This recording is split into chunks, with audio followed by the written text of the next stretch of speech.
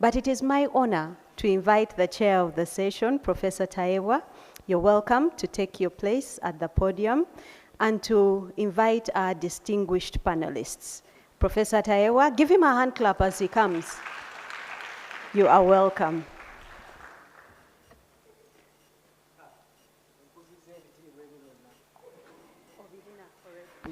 She has already promoted me, but I think that's not a problem. My principal, Professor Chira, I think that's not a problem. So good afternoon, ladies and gentlemen. Good afternoon, ladies and gentlemen.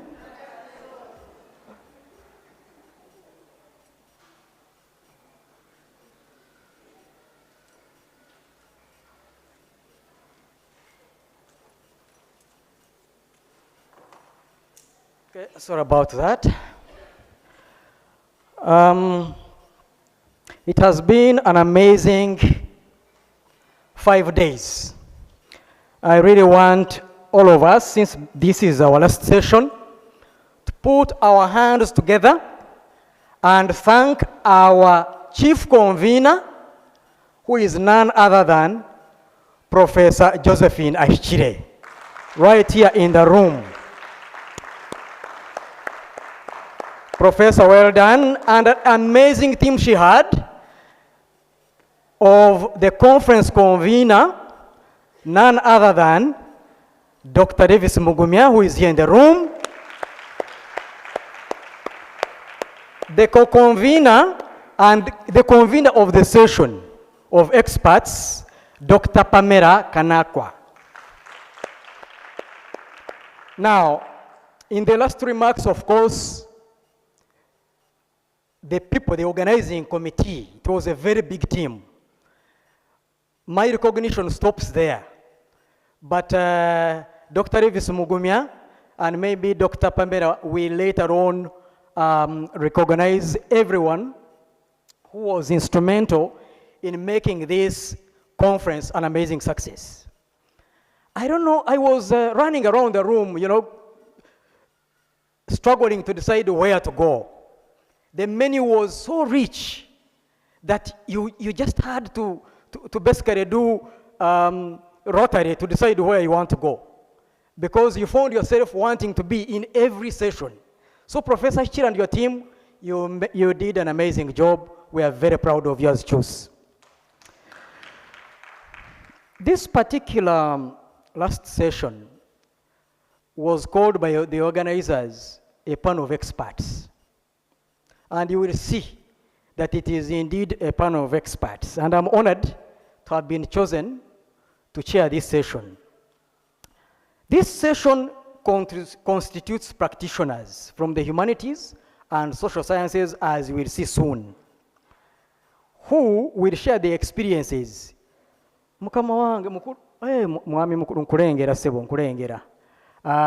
we are more interested in the work you've done, your experiences, and insights about the work that you do. For the academics like Professor Munene, of course we shall be interested in the scholarship that you do and how it affects or impacts practice, societal expectations, and of course the opportunities and challenges, because we are in an academic institution. We're interested in the opportunities. I think I'm more interested in the opportunities. The challenges, you can mention a few, but in passing, but the opportunities that exist for the humanities and social sciences will be my main interest. As you know, universities have been variously reported for existing as ivory towers. Ours is being rebuilt, by the way, detached from the communities in which they are based and expected to serve. In the case of Uganda, the gap between the humanities and social sciences scholarship on one hand, and the expectations and needs of society on the other, have continued to widen, most especially as graduates, as well as the courses in these fields have been deemed irrelevant or even useless, as you know. I'm not going to belabor the point. I think most of you know where this narrative is coming from. Why is this so? Where did we go wrong? So this panel seeks to reflect on these questions, among others, and to explore the different ways in which humanities and social sciences scholarship contributes to social transformation. This conversation will provide a moment of reflection on performance and imagination of further possibilities, and that's why we are here. We are here to reimagine and to rethink the humanities and social sciences. We have an amazing panel. We're supposed to be 7, we are now 5, which is still fine. I will start with my field. So, we have Carol Ariek-Beyanga. Carol is head of mentorship, partnerships, and monetization at Nation Media Group Uganda. She has worked for close to 20 years in the fields of newspaper editing and digital content gathering.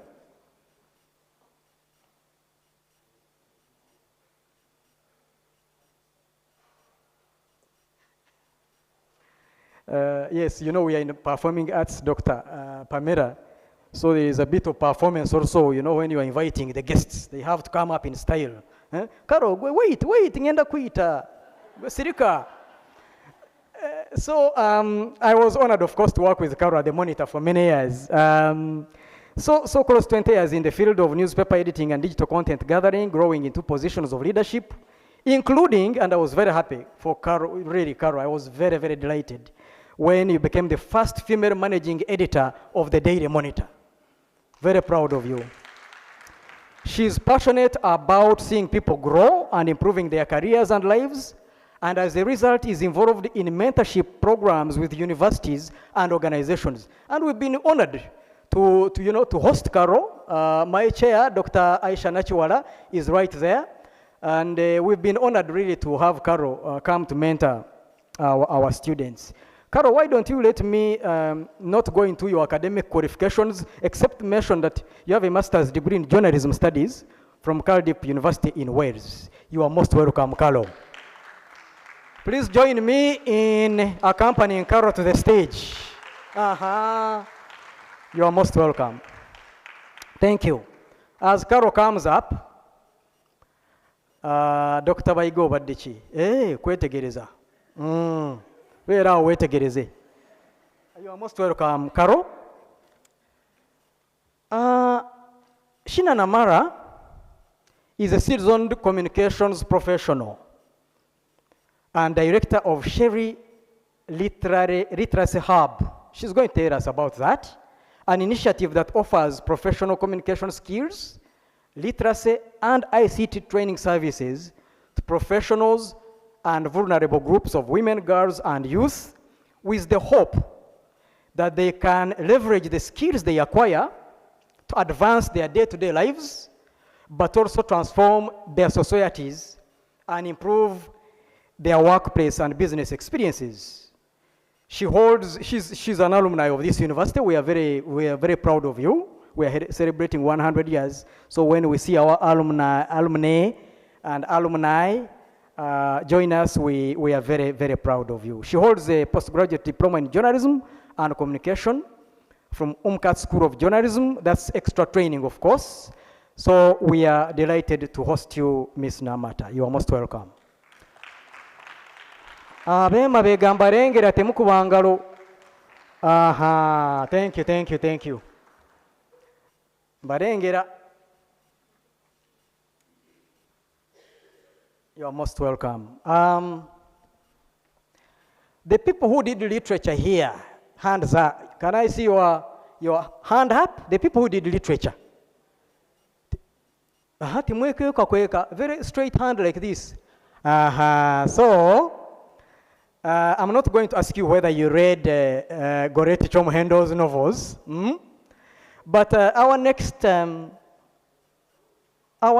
guest is Madame Goreti Chomhendo, who currently works as director of African Writers Trust.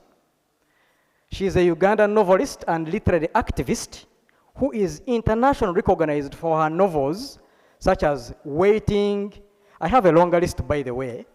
I have a long list of the novels. The First Daughter, 1996, Secrets No More, 1999, and then of course I think the one that Sarah and Boy Soldier,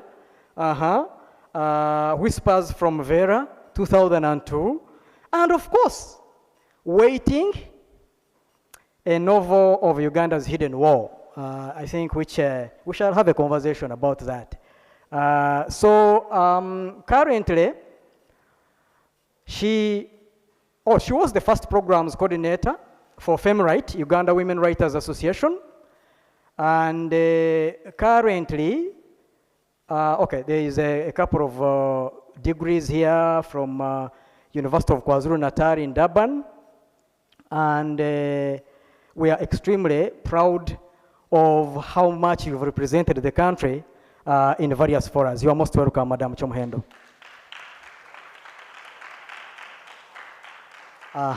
Yes. Abemabega engalo zammwe mbalengera. But where did people go after lunch? Balidde emmere yaffe ne batambulamu. Seriously. You are most welcome, madam. Okay.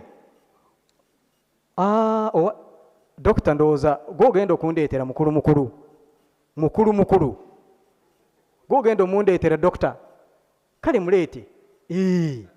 But doctor bamwetoolodde nanti. His students. Mr. Alex Mukulu.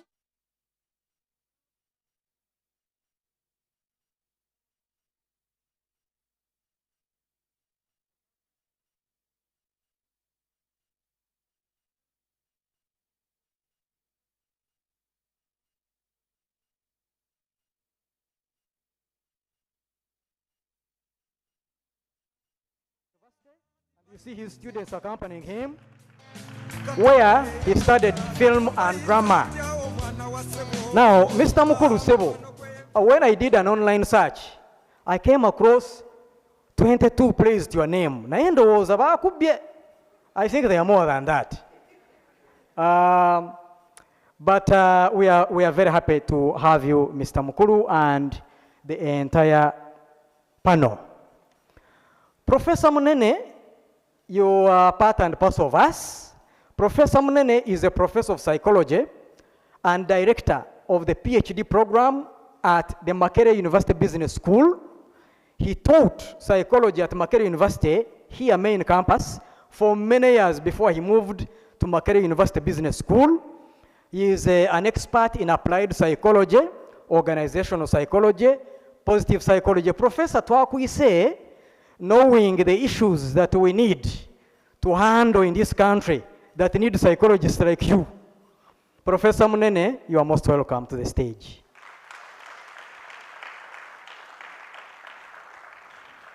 Thank you. Abema begambarengera.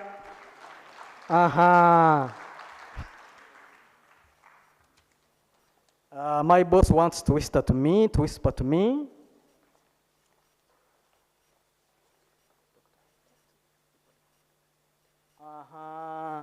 Now, the people at the back, can you kindly help us for the cameras? Can you move forward, please, to the center so that our presenters can be able to see your smiles? Yes, please. You in the corner, can you come, please? Doctor, now wekweka. Jangu wano tukulengere bulungi. Okay. Including the ones in the in the right flank, my head of department, Dr. Aisha. My boss says you move this side as well for the cameras. Your camera tezibalengera. I consider Uganda our national language. So Mr. Mukulu, munyankore naye I use Uganda a lot. So tujja kuba bulungi.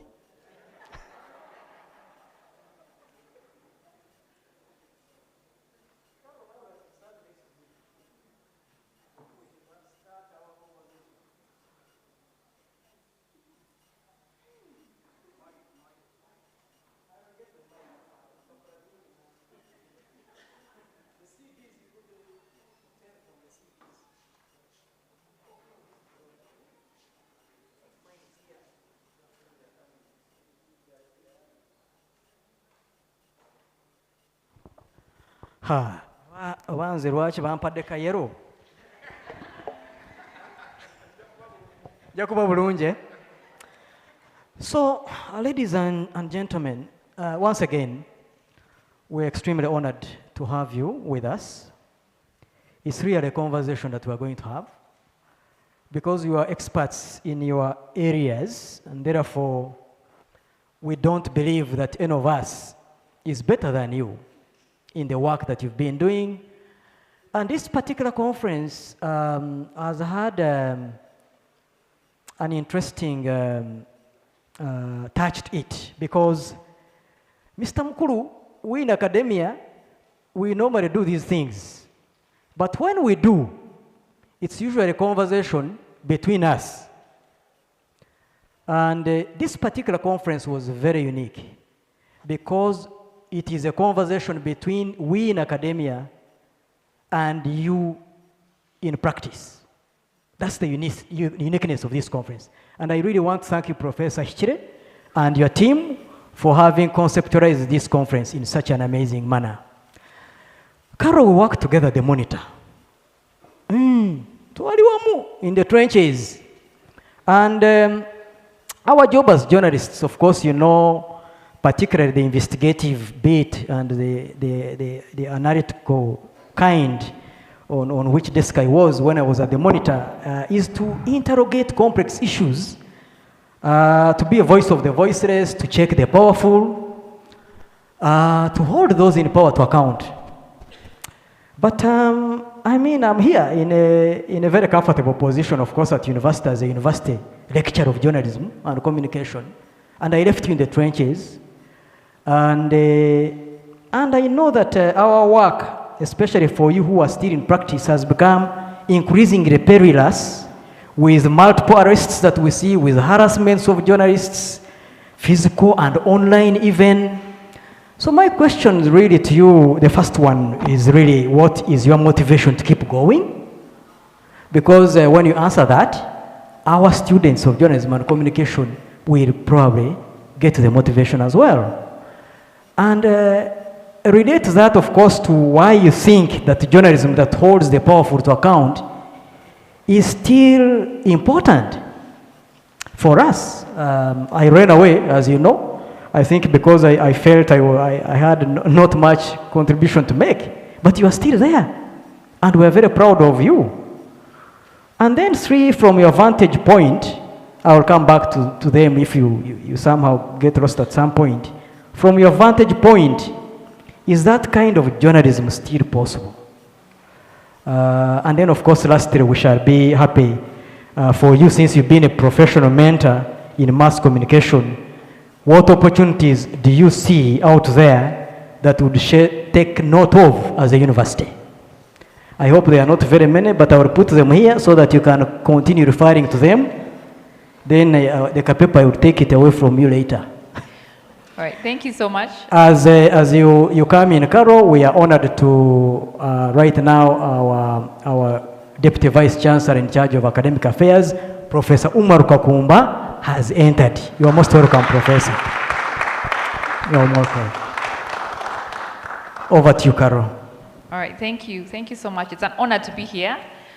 Congratulations to Makerere University on celebrating 100 years. Yes. Congratulations to everyone who is still here. We, as alumni, we are proud to see how far this has come. And it's been an exciting to watch and to see, and now to be part of the celebration. So congratulations and thank you for hosting all of us here. So I'll go straight to his questions, his numerous questions. I think I'll begin with the second one, which is why do we believe journalism is important today? Why do we think it holds the powerful to account? I think that almost speaks for itself. When you do a story, when we do stories, regardless of the media house, when we do stories and you see reaction towards that, when we do a story about problems at a Simba Dam and their questions, and there's restructuring of the whole system because something was going wrong, that is impact. When we do stories about, theft of property, that creates impact. When we do stories, and not only of government, many people seem to think that we are only holding government to account, but there's a whole list of people we have to hold to account. There's the business community, there is a spiritual, the leaders and that kind of thing. Those people need to be, because they're held in high esteem. When you get that position, you have a responsibility. And if you're not fulfilling your responsibility, we're going to ask questions. You are put there for a reason. So I believe that journalism is really important for all those things, to be able to put people to account, to be able to ask the uneasy and difficult questions because they need to be answered, and to do the investigations because many times we don't know. We don't know what's beneath the surface. We see things and they look good, but we don't know. So we need people to go and ask those questions and say, how come? Why? Why are these issues happening? So journalism is important for all those reasons, to be able to hold people to account, to be able to unearth data that is there. And also very importantly, I think I was a features editor for a long time. I sat on the features desk, and the features desk was more, so the news and investigatives were more about the investigative stories, the politics, the governance. And the features side, I would say we did a lot more about people. And that's what I loved about, people. Who are these people? What are their lives like? What do they like? What don't they like? What choices are they making about their health, about their relationships, about their education? I feel that is very important. I feel a lot of the time people forget that when they think about a newspaper or a media house. They think, no, we want, which is really important, but it is important for us to give people information so that they can make the right choices. And so for me, that's what I feel journalism about, to be able to give people information that has been checked, verified, well written so they can understand, and then they can make the choices for themselves. Where do I take my children to school? How do I start this business? Who do I vote for, in my, whether it's the president or it's the LC or it's, the woman representative, who do I vote for and why do I vote for her? Those are the things that no one is willing to, it has the time really to tell people, but the media house does, and we take that role seriously. So that is why I believe journalism is really important in this day and age. And then what keeps us going on? Many people keep saying that they're lecturers. I don't know if this is true. Professor Aisha, they tell them that people say, journalism doesn't pay. You need to go there because your heart needs to be there. You have to have the passion. I kind of, sometimes that pushes them away, I think. It is true that media houses are not necessarily the best paying in the country. It is not true that they are worst paying.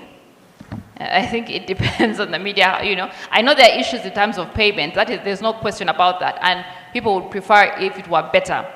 But that said, from my experience, from what I've seen, I know that there are a number of good media houses that pay a decent wage. It's not maybe high up there, but it's a decent wage if you're willing to work hard at it. If you're willing to put in the time, the work, and know how to grow yourself in that. But what motivates us? What motivates us is many different things. And I think for many people, it is the idea. What I notice that most of the journalists who come, they have either experienced a pain of some sort. They have seen people who have been mistreated, or they themselves have been mistreated. They have seen communities, being ignored, and they come and they say, no, I want to be a voice for that community. I want to be able to put my foot down and, and speak about this. So I think that the motivation for many of us comes from what we see, and we want to make a difference. We can't be the MP, we can't be the politician, we can't be the LC person, but we know that we have a voice and we can speak and we can raise the issue. So for a lot of us, what motivates us is that conviction that we must be able to say something, we must be able to put this to light. We must be able to show people that this is what is happening in your area, in your community, and this is what you can do as an individual, but this is how you can push your leader to be able to do something. So what motivates us is really the passion, is the idea that we have a voice, and we can say what needs to be said, and that when we say it, we can actually see impact. We can actually see things are being done. And I won't lie, some people, of course, the media motivates them because they want to be celebrities, especially TV. They want to be up there and, be the anchor who everyone sees every day, looking nice and, saying this kind of thing. Or the presenter on radio, they assume presenter, media and presenter, which is not quite the thing. So I won't lie. Some people want to be the celebrity. They want their byline to be seen and people to know her, Karobeyanga, That is there. That is appealing for people. I won't lie. So that is a bit of motivation that brings people, especially to the broadcast media, radio and TV. They like the idea that they can be a celebrity of sorts. But really what motivates us is being able to put the information out there that people can see and then make decisions on, and that impact can be created. And then, is this kind of journalism still possible? I think it's still being done. I agree that there are things have changed. For example, the traditional media had a lot of clout and a lot of power when we were the only ones, you know. You'd have to wait for what Monitor and New Vision has said, you know, before you know what's happening out there. But now, you don't have to wait for them. Everyone is out there. The news travels so fast. If something breaks, everyone knows that. So now we have realized that we cannot be the ones breaking news, hardly, unless we're the only ones with that information, which is not often. We cannot be the ones breaking the news. We cannot be the ones who think that we have this information, we're the only ones. No, things are changing. And so the journalism, it is still possible, but we're going to have to work extra hard to keep that kind of journalism moving. The industry has been beset by many problems. For example, like we just talked about, the money, the kind of pay that is given to people, but two, also the fact that the media is infiltrated a lot by people on the other side. They're clever. They recognize that, oh, this is what they're doing. Let us put some people in there to navigate and see how we can stop as much as possible getting out, and different things like that. So the media has been infiltrated a lot, and that's something we need to look at and determine and say, how do we navigate? Because it's a very tricky path to navigate. But I still believe that the journalism is possible if we put the money in the right places, and if we still keep on getting people who understand what journalism is about and do it. And finally, what opportunities do I see out there in terms of the media, right? Right. Yes. Absolutely. I think there are very many opportunities, and I think we have a couple of students here who are very excited to see you. So yeah, you are speaking to them. I think there's And so online. many opportunities out there. I just feel like, and this is one thing I think we need to, as institutions, we need to start training our students to do. I feel like the opportunities out there, but people don't look for them. So they sit back in the hope that they will be picked, or so someone writes a letter or says, I want to do internship, and doesn't get to hear from Monitor and thinks they didn't take me. Walk up to Monitor. Walk up to the reception and say, I am Carol Beyanga, I am a student at Makerere University, I am doing media, I want an internship, I didn't hear, can I speak to the HR person? I know Carol Beyanga, I've seen, can I speak to her, can I speak to Tabu? You would be surprised the opportunity that you get. And this is not only at Monitor, this is at the different places. So I want to encourage the students to not wait for the opportunity to fall in their laps. I want them to get out and to look for it, because they would be surprised where they can find it. So, but opportunities do exist. First of all, in the main media houses, of course, but in very many places. There are people who are making a name by themselves, or because they have blogs online, because they're able to write stories. And that, what that does is that it helps, because you determine, I want to write only about health. This is my focus. And then you decide, and so you can decide, because that's you're not having to work maybe under this editor who insists different things. So the opportunities online in terms of doing blogs and this kind of thing. There's opportunities with media houses, and we have very many. You just have to be careful about the ones that are out there and determine which ones are good and which ones you can sit at. And they're very different kinds, very many, if you look out for them. There are opportunities in different organizations. There are some organizations that want media people because they want really well-written stories. The opportunity is there as well. Doing media does not necessarily mean you have to sit at the newsroom. It is a good experience, the best if you can sit at a newsroom, but that does not, it may not always work out there. But my main thing is that I want students to be able to learn to walk out and look for those opportunities, to knock on doors, to be able to network. If you've seen Carol here, why would you leave this place without coming and saying, Carol, hi, I am doing this, what would you advise? If you see, for example, Goreti there, and you want to write, how do you walk out of here without coming to Goreti and saying, I want to write, I've done something, what would you advise me, where can I start? These are opportunities already here. There are so many opportunities. We should not leave them at the stage. Thank you very much, Carol. Thank you. As session chair, I'm doing only one session, one questioning, and then the follow-up questions are going to come from the audience. So if please you have questions follow-up for Carol, hold that question, and I'm going to get back to you. Madam Namata, the way, and I don't want to move this chair because I don't know whether I will get out of the view of the camera. So, kankolemu bwenti. Mbalengera, Professor Nkulengera. Madam Namata, you train and coach people particularly vulnerable groups such as women, girls, and youth, hoping they can leverage the skills you provide to them to advance themselves, but also transform their communities. First of all, we want to know exactly what you do in Sherry Literacy Hub. Do I go one by one question by one? Let's start with that. So what do you do at Sherry Literacy Hub? Because we have many students here, they are online, and they might pick interest. But we also have adults here who need some literacy skills. So tell us what you do. Thank you. My name is Sherry Nanamata, and I'm honored to be here. Thank you for inviting me. So basically, the Sherry Literacy Hub first comes from my name, Sherina, hence the Sherry Literacy Hub. Oh. Can you hear me? Oh, yes. Yeah, so when my starting point was basically from the way I grew up. So I think it's, for many of us, not everyone's family is literate, like people have gone to school and they know how to read and write. And I was privileged to go to school and to go to very good schools and to learn how to read and write. I'll just keep it to the basics, learn how to read and write. And I did a Bachelor's of Arts with Education, that's literature and English. And through all this knowledge search, for me it was always, what can I do for the people back at home? What can I do to bring this knowledge back home? And I didn't want to complicate life. I wanted to teach the basics because I realized with the basics, you can go far. We are all here because we have the basics. We can read, we can write.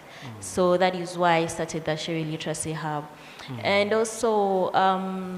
so which target group? Is it only No, the young target people, group adults is as actually wide, but I'm talking about the motivation, where it actually starts from the root. It's not starting from the people that are educated, it's starting from the people that have actually struggled to put their children to school, but they cannot communicate, they can't read, they can't write. I usually saw my auntie struggling just to send a message on phone. Every time she would get her phone call, she go, Sherry, you know? And I'm like, this is so easy. How come you cannot do it? And there are so many people in Uganda still struggling with that. They cannot read, they cannot write. They are your parents, they are your aunties. So for me, it was from that point of pain that, you know, something must be done. Hence the start for the Sherry Literacy Hub. But of course, as I came to the industry, I realized that it was hard to actually get that category of people to appreciate what you're doing and to actually give you time. Because my first target group were market women and stay-home mothers. So I realized that if I'm to do this, I have to bring technology So on board. market women, do you find them in the markets or do you bring them over to, how do you do it? At the start, it was actually like that. Okay. I would actually walk to the markets, Wow. talk to women, ask them, do you have any challenges using your phone? Are you able to read the medication for your child? Are you able to read your child's report? You know, just converse with them. Then they're like, no. I'm like, I can help you. I can pass by every evening, teach you how to read, teach you how to read your child's report, teach you how to make a phone call, and that was it. That's a lot of work. Do you have people assisting you or you have a big Yes. team? No, I didn't have a team because I believe that each one of us has that highest expression of themselves, you know?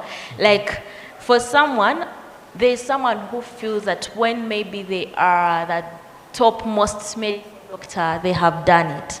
Now, for me, my expression was, if I can teach one woman how to use her phone, if I can teach her how to read the medicine, that your son should take medicine at this time and this time, then that is it for me.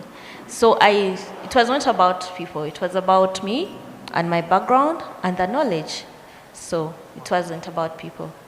So when I realized that it was really, really hard to teach to teach the market women and stay-home mothers, I knew I had to go now digital, because everyone owns a phone, but the problem is just that they don't know how to do it, how to read and write. So we had to make partnerships with people that were already doing things in technology, so that we reach out to people as ICT trainers rather than as literacy trainers, because ICT seemed to be more appealing. Yeah, so that is how we grew. And then eventually I wanted to have a business arm for the hub. So we realized that children are going to graduate from university, but even after being in a 3 years course of literature and English, people don't know how to express themselves. They don't know how to influence people. They don't know how to go about life in the corporate world. Carol here knows that people are still struggling at workplaces, you know, with how to cope, with grit, with how to overcome challenges, and that now became my next market. And that is where we are now. I have a follow-up question for Sherina. If you could kindly share some of the striking stories from the people you have mentored or trained, that you can share with us. Maybe one striking story really that you know, through that mentorship you did. Unfortunately, I have not done that kind of tracing back to find out. However, when I first had my corporate training, as impressed by the category of people that came, I was doing something to do with communication skills training for corporate entities, and I had DJs coming for the training. DJs. Oh, DJs. People that are doing DJing. Oh, DJs, okay. Yes, I had people working for the clubs coming. I was like, wow, this is amazing. I didn't expect it. So for me, that showed me that there is actually market for this and people need this. And when I approached law firms, I think my other big clients have been law firms, basically maybe because they do a lot of writing and they're struggling with people doing just letters and correspondences. So those have been my other big clients. Actually, you've answered the question I had for you, because we are here. Our job as a university is, right? So what opportunities do you see that we should take note of as a university? You've been there doing it different than the way we do it. Where do you think we can, what are we not doing right? You're doing a lot of things right. Okay. But That's encouraging. Yes, you are. But I think you need to find ways of breaking down this information in little bits to people. You need to, I did literature and we did a lot of theories, but bringing to life, like, I don't know how best, for instance, the world is now inclined to the SDG agenda. Right. Do you tell that to your learners, that actually the things that you're learning are in this direction? You see, that when you are learning about all these, I don't know, conflicts, you are solving world problems. And when you go out, you're going out to solve problems for the world. You are not going out to look for a job. Yes, I did look for a job. I taught for 5 years before doing all this that I'm doing right now. But the learners should know that they are supposed to solve problems for the society. Carol here is solving a problem for the society by giving them information, you know. There are people that are not capable of investigating stories, but she's capable of doing that. I'm doing my part by teaching people the skills that Carol needs for the people she's actually going to employ. Because if you do your journalism and you can't write a simple letter, she'll not give you a job. She'll not give you a job. It's true, eh? You can confirm. We should emphasize that learners need to solve problems, and it starts with them. Solve your problems first, the problems in your family. Me, I knew my auntie cannot read and write. So there are so many other women out there that cannot read and write. And even if I'm a teacher for high school, And men are there also, by the way. I'm much more interested in the continuous learning, you know? And it goes beyond just reading and writing. It opens your mindset. You get to think that this is not the end. I'm a constant learner. I can improve myself. I can make my life better. And for me, that is it. And also, one thing that I find the humanities are lacking, I don't know if it has changed, is technology. My principal is here. Tubulire, and the VC is here. As it's changed, I think we need to incorporate a lot of ICT in our teaching and learning. Yes, we are doing well. We are doing well. We are Trust doing me. well. Thank God. We have a lot of books in the libraries, but the difference with our universities and the universities elsewhere is the incorporation of ICT, and to be learner-based. You have to do it yourself. If students learn to do it themselves from the very onset while they are still here, they will have to do it themselves when they leave the universities. And even when you face like challenges as an adult, as a grown-up, that the principles, you know, remain. You still remain resilient. You will still have the grit. If you're capable of doing professor's coursework that was so tight, you know, we were joking with Carol that Dr. Susan used to be so tough, but she would always make you. Hey, Professor Chiguliwoli.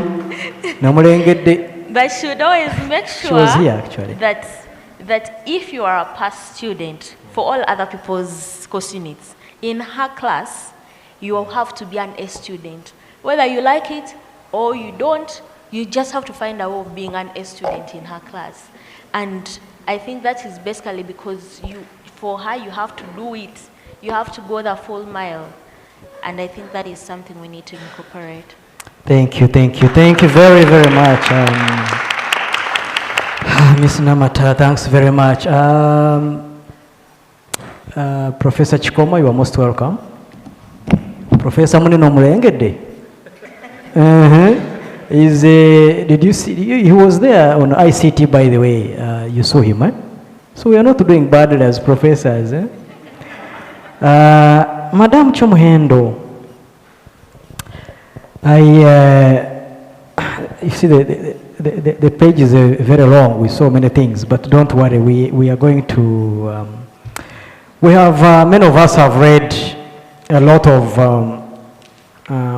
your work, no doubt about it, but I think my question will start from your practice, because I've read a lot of good things about the work you do as a founding member of and first programs coordinator for FEMRIGHT, the Uganda Women's Writers Association. I have also read much acclaim to you currently as a founder of African Writers Trust.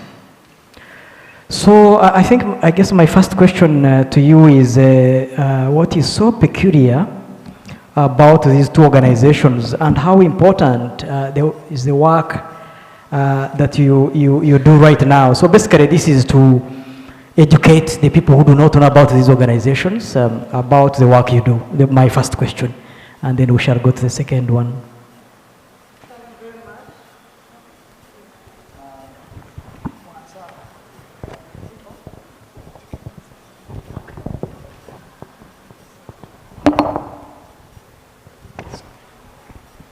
Thank you very much. Thank you very much, the chair, and thank you, the organizers of this very crucial conference.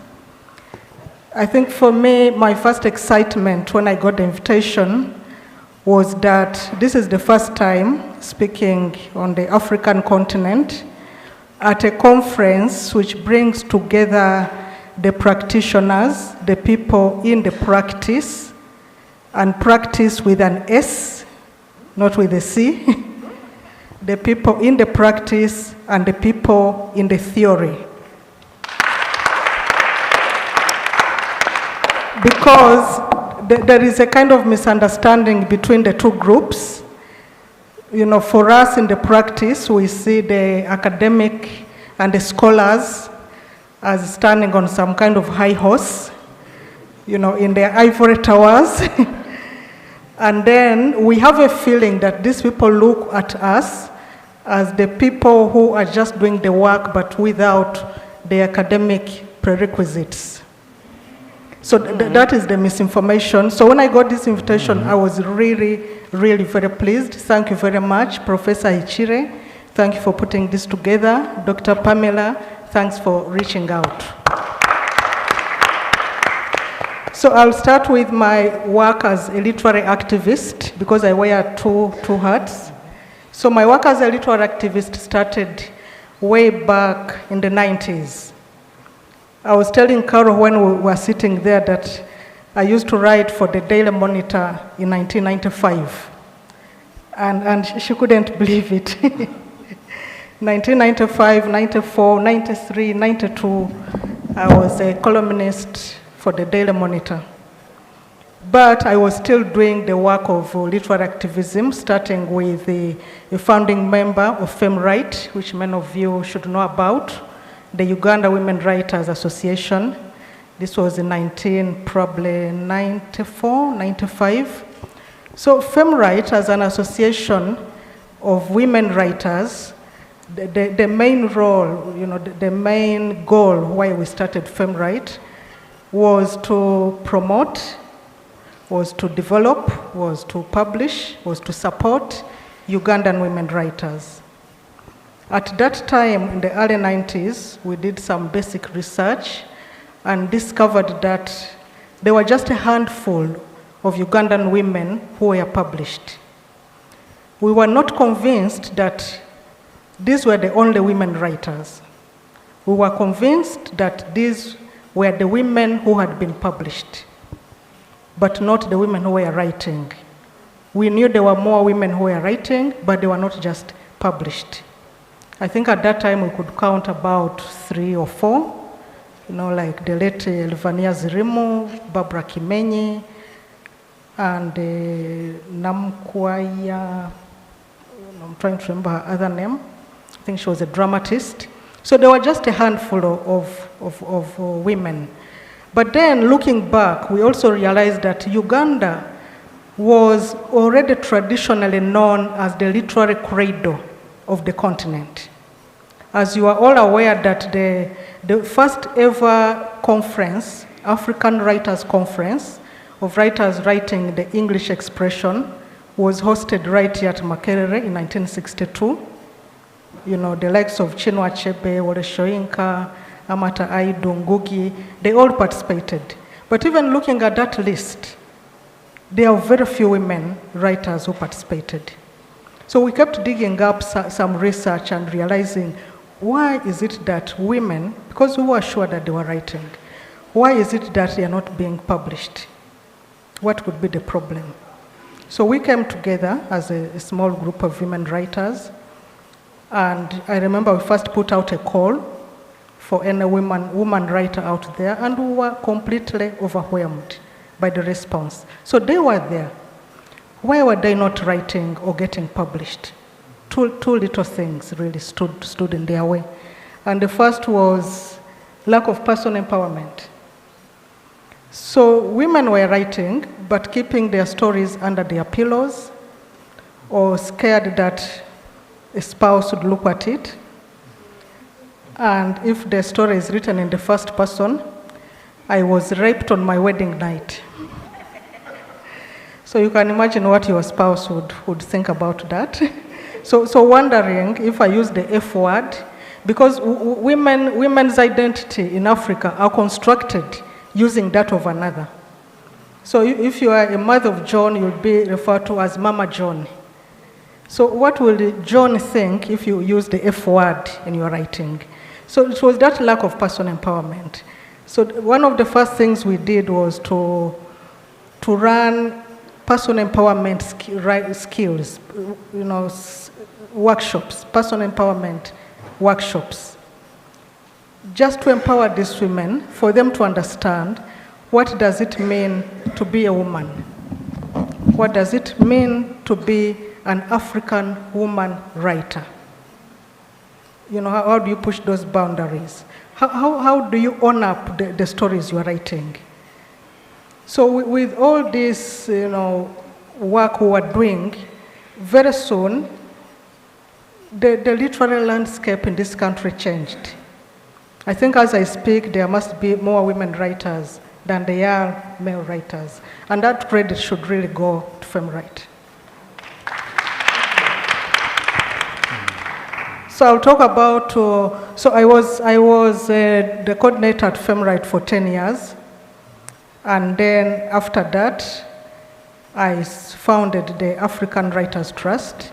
So basically, the African Writers Trust brings together or connects African writers who leave the continent or who were born and raised outside the continent or who lived or went to outside the continent as young adults, but usually never return. And then the writers who remain on the continent. So that's what the African Writers Trust does, to connect and bring together these two groups. And we do this through a variety of activities. One of them is sharing skills and experiences through training workshops. So mostly the African writers who live outside the continent are more established, they're more successful in their writing careers. But then we also realized that the writers who remain, there was that disconnect. And the disconnect was more of a geographical disconnect, because these writers still write about the continent. They still draw their stories from the continent. So it's not that they were completely different to the writers who remain on the continent. So during the training workshops, they shared their skills and experiences. We run creative writing courses.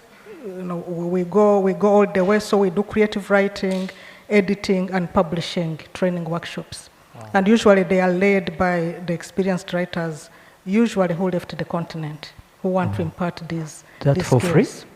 You do that for free? Well, not really, but they are subsidized. Okay. So the workshops are subsidized. So for example, the African writers we bring, I think some of you have attended the Jennifer Makumbi's training workshops we have held. So like she will donate her time for free. Otherwise, if we are to pay her fee, we wouldn't be able to afford that. And then somebody else might donate the venue and the books. So they are heavily subsidized and affordable, which means affordable. Yeah. Thanks very much for the amazing work you do in those two organizations. Before I let you go, I think we can't leave without talking about some of your novels. There are a couple. I just chose only one, which I think relates to me. I grew up during the time of Idi Amin. And that boy Tendo, really, when I read Tendo's story relates to me as well, in many ways than one. I mean, we are definitely far away from the 1970s in which your story is situated. But we now see a Uganda where creative writers, I mean, we have some examples, recent ones. I think I can mention names. Should I? Yeah. No? Okay. But yes, we see some creative writers freeing the country. As a university, what can you tell our university students who are passionate about creative writing and see what is happening? Where do you see the place of creative, critical writing in Uganda of today? I hope that's not a very complex. When you bring journalists to these things, sometimes they ask tough questions. Well, sensitive questions, depending, but I hope that's not a very sensitive question. Well, on one hand, you have a head of state who declares that literature is useless. I remember when, I think it was around the mid-80s, when this current government had just come into power, and they were on a mission to woo back the people who had fled the country, because of all the past political instabilities. And then one of them is quoted after talking to an audience and saying, please come back to Uganda, things are now stable and all this. And then he said, except for the poets. So that is not on record, I'm not making up that. and I've always said, so if literature is useless, so if poets are, because when we said, why the poets? He said, because these poets live in the clouds. They don't live on Earth, and they have nothing to contribute to national development. So if literature is useless, and if poets live on the clouds and by extension useless, so why the harassment? If something is useless, does it really bother you? It does not. Yeah. Good point. So which means there is something that bothers people about literature. So why is literature important? Maybe I can start from there. So literature is what interrogates. Literature is what questions. Literature is what challenges the status quo. So there is absolutely no way literature can be on the same side as the establishment. Yeah. Because our role as novelists is to challenge that, to challenge the status quo, to ask questions. Yes. So there's no you can be on the same side with any establishment. And this is world over. Yep. So by definition, we are a threat to the status quo and to establishments because we ask questions. And we don't stop there. We archive, we archive all these things, and they are written down. And a grain of wheat by Ngugi was published in which year? I don't remember, but probably more than 30 years ago. So it's still there, it's still a record, it's still an archive. Our grandchildren will find it there. So that's why it is difficult, to deal with literature people or with writers because of those two things. So Ngugi, I remember when he first returned to East Africa, I think we hosted him right here at Makerere. He had been away for more than 30 years. Yeah. And then when he left Uganda, he went to Nairobi and he was attacked together with his lovely wife. And this was to do with some of his work, which was written probably 30, 40 years ago. So archiving is a very, very difficult thing for the establishment to take in and to understand. So it is a dangerous work. It doesn't surprise us that if you question the establishment, like the media, you hold them to account, and you interrogate these structures that exist to restrict people's articulation of issues, you're going to get into trouble. You're going to, so it is, and this is, by the way, we shouldn't look at this as just being on the continent. This is, in other established countries and developed worlds, it is just done in a sophisticated way. It's not as overt, as explicit as it is in these other countries. So it is still dangerous. I don't know if I answered your question on that. Oh, you definitely did. You definitely did. Yes, please go ahead, yeah. But in the room, for instance, we have, this lovely lady right in front of you. Anne, please stand up.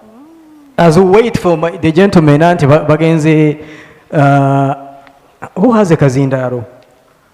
Can I get a microphone and you give it to my Anna here?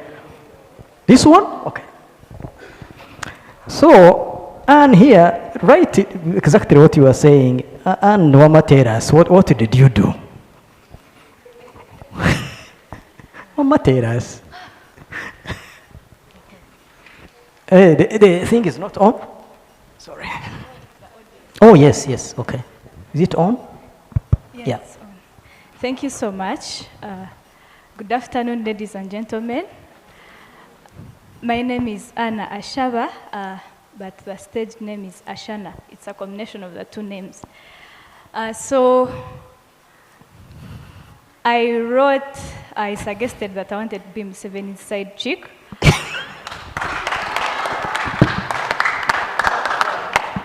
It's a satirical poem. I was questioning many things, service delivery, censorship of writers, arrest and illegal detention of political opponents. But sadly, the men in uniform who don't read beyond titles were sent to come and have a chat with me.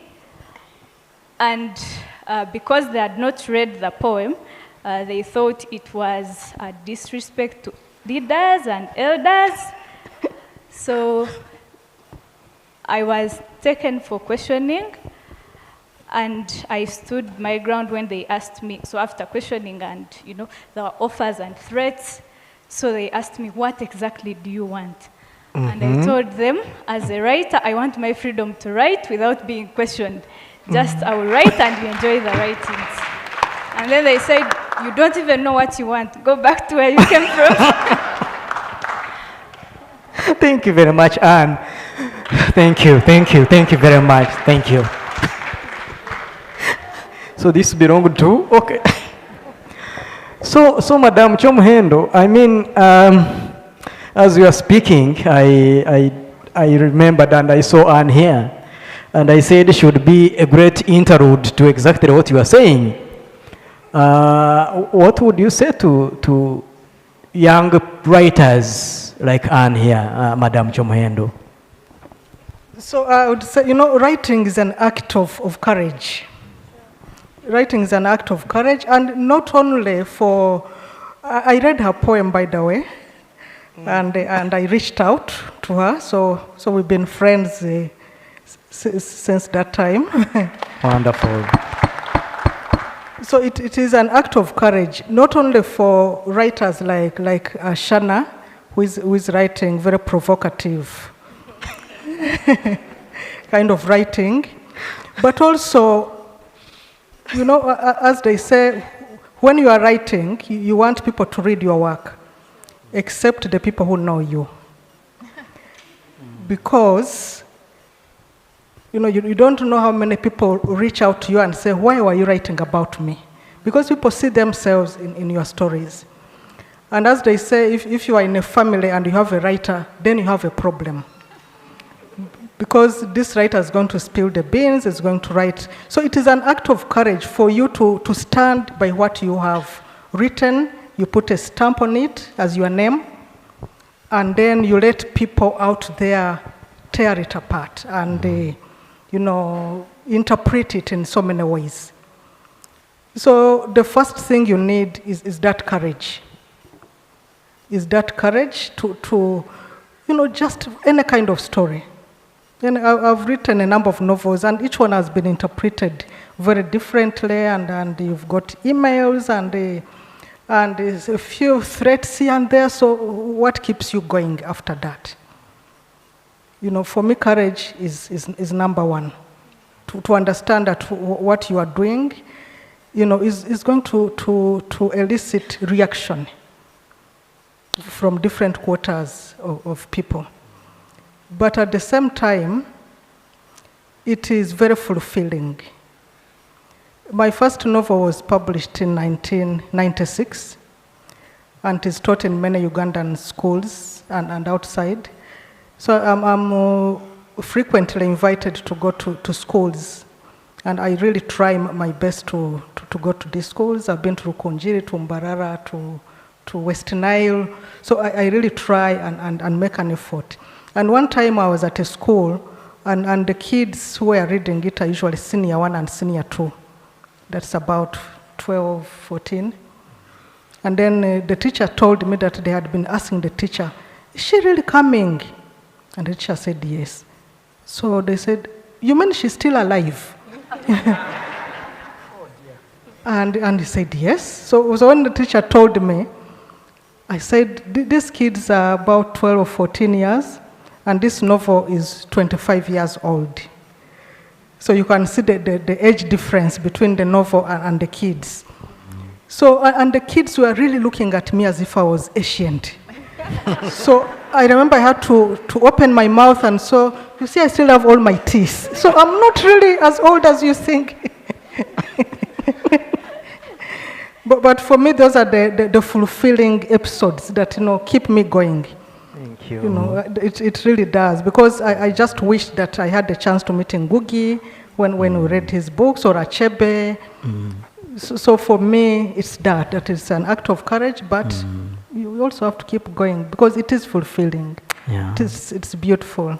Thank you. Yeah. Thank you. Thank you very much. Mr. Alex Mukuru, you are most welcome back, sir. Yorese ekitone mumanyi? Yorese ekitone? No, you know yorese ekitone? You people.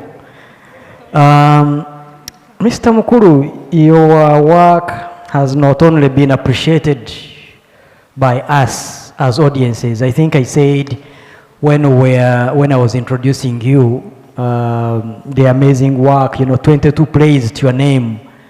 That's online. So many songs, incredible work. I can see my boss here, Professor Kakumba, Kurengera, and he's smiling. Omukolera. Chicho? Kolera. So your work has not only really, as I say, been appreciated by audiences, but I was impressed by your colleagues as well. We take the example of Philip Rutaya. Ruswata, of course, Ruswata. Rutaya, Mujewa, I don't know. Who cast your 30 years or banana at Playwright House in Mengo in 2019. So I think since you are here in a university and you had asked me really to ask you, keep you in your area and not get academic, let's start by telling these people, how did you get into performing arts? What motivated you to get there?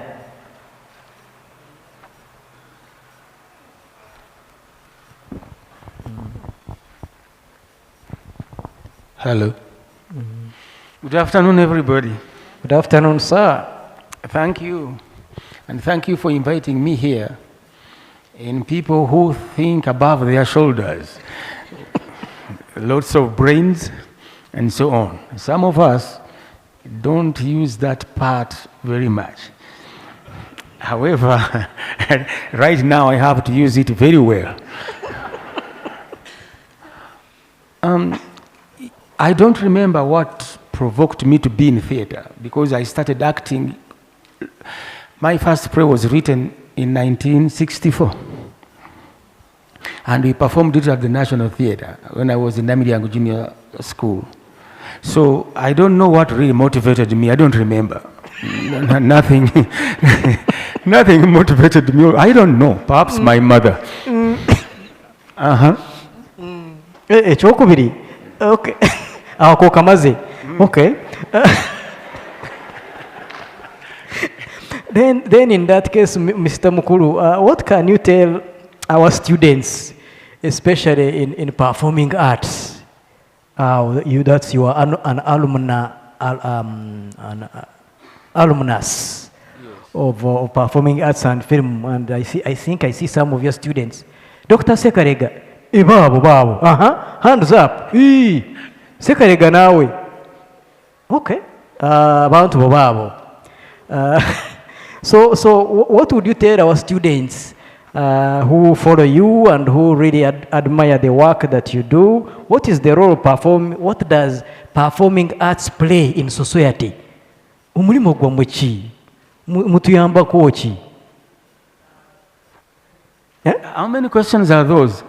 Only one. You give me, Only one, sir. give me one question and What? what is it? Because Okay. it's, One question is, we have students here in the university, and they are listening to you online as well. yes. So, what is the role of performing arts in society? What role does performing arts play in society? Performing arts must always bring out the character of a community. What is without character, you cannot have a community. Today in Uganda, we are suffering from a lack of a national character. And it is us, performers, performing artists, to build this character. A good film, a good play, is where you see a character you want your son or daughter to look like. Now, many of you have seen plays, have seen performances, but how many of them can you take with you, your daughter or your son, and tell them, that's who I want you to look like? That means we are not up to there to really reflect what kind of a character we need to be as Ugandans. Therefore, our role as performing artists is to build and tell people who we are through that character. I will give you an example. I was in the States and a Ugandan misled me. Of course, a Ugandan misled me, not anybody else. And he said that when a policeman stops you and asks you for a driving permit, you give him the driving permit with some $10 or $20 in it. As a Ugandan also, I said, that's okay. That's what we are used to do. So when the policeman stopped us, I got out my permit, which was a Ugandan permit anyway. He couldn't even understand what it was saying. So, but he saw these $20 in the permit and looked at me and said, look here, this is America. We don't do that. Get out of here, right?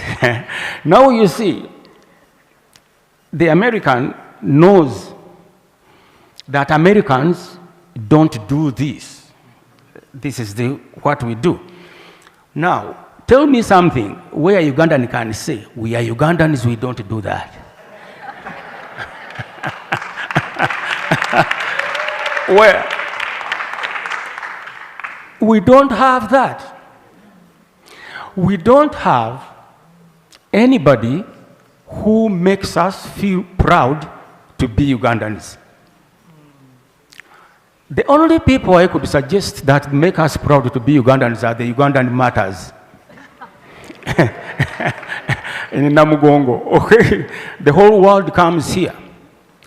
But if I asked you today that who are we proud of as Ugandans, who do we confess or profess? Chipten. You see, today, Gundi Afude, Ani, Tumwine. General Eli Tumwine, yes. General Eli Tumwine. Now you see a lot of, divergences as to who he was and as to what he did and whatever. But no one stands up to Saint Bange. This was a man that shall make us proud forever. I don't know what you think. However, when you ask me the role of theater, that's the role of theater, to build stories that bring out characters that we ought to look like in order for us to be proud to be Ugandans. When theater fails to do that, then it is what we have called today comedy. Because Munsonyiwe njogereko Oluganda. Nakugambye dda lunkolera. Lukolera. Amanya abantu bagamba nti omuntu alina olugezigezi. Kati ne weebuuza ti olugezigezi kyeki. Naye nga ddala kitegeeza nti abasiru bwe baba abangi, oli alina amagezi alina okugassaamu amazzi n'ajabulula amagezi ne gafuuka olugezigezi basobole okubona.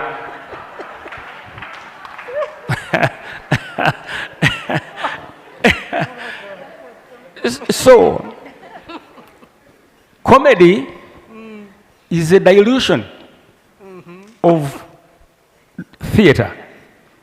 They have diluted it so bad. Not only for that, but also for the instantaneous culture that we are experiencing today. Instantaneous culture. Which is on the mobile phone, which is on the takeaway restaurants, etc., etc. Nti theater, you cannot have people sit like you for 2 hours or 1 hour without your phone on. By the way, I thank you for that, because I haven't had any phone ringing in this room today. Therefore, what are we supposed to do? But that should be your question to me. Go ahead. It's like now I'm trying to question you. You ask and answer. Okay. I think we need to pull our socks very up in order to be able to reach this community, this society in which we live today, with a lot of young people who expect instantaneous results in whatever they do. And theater, because it has a storyline, you have to sit in the theater and listen for 2 hours, is no longer happening. I don't know if Dr. Mulekwa can kumpakanya. Tasobola kumpakanya, because the theater now is almost dead. But it won't die as long as we know the problems we have. Thank you. Thank you very much, sir. My last question to you, I think let's go to one of your works. One, ngenda kujayo kamukoka, because there are very many. Your 30 years of banana. Sicho? Karu, uli munu mawulire, kwata mu. You are a journalist, so we share work. Yes, please. No, go ahead. I wouldn't like to talk about 30 years of bananas. Ate lwaki nedda? At the time 30 years of bananas came out, we were in a honeymoon of Museveni, who had just arrived, and everybody was very happy. Olwamala. Kale, olwamala ebirwawo bikyuka, essigiri yali mmotoka.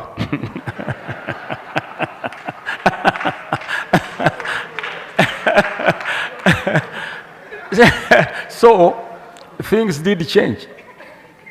Up to now, they are still changing. Okay? But you remember in that play, we ended saying, people asked why Museveni was not in the play. And I said that Museveni was still doing his exams. Right? That's why he was not in the play. Today, he's still doing his exams. I don't know, in university you call them retakes.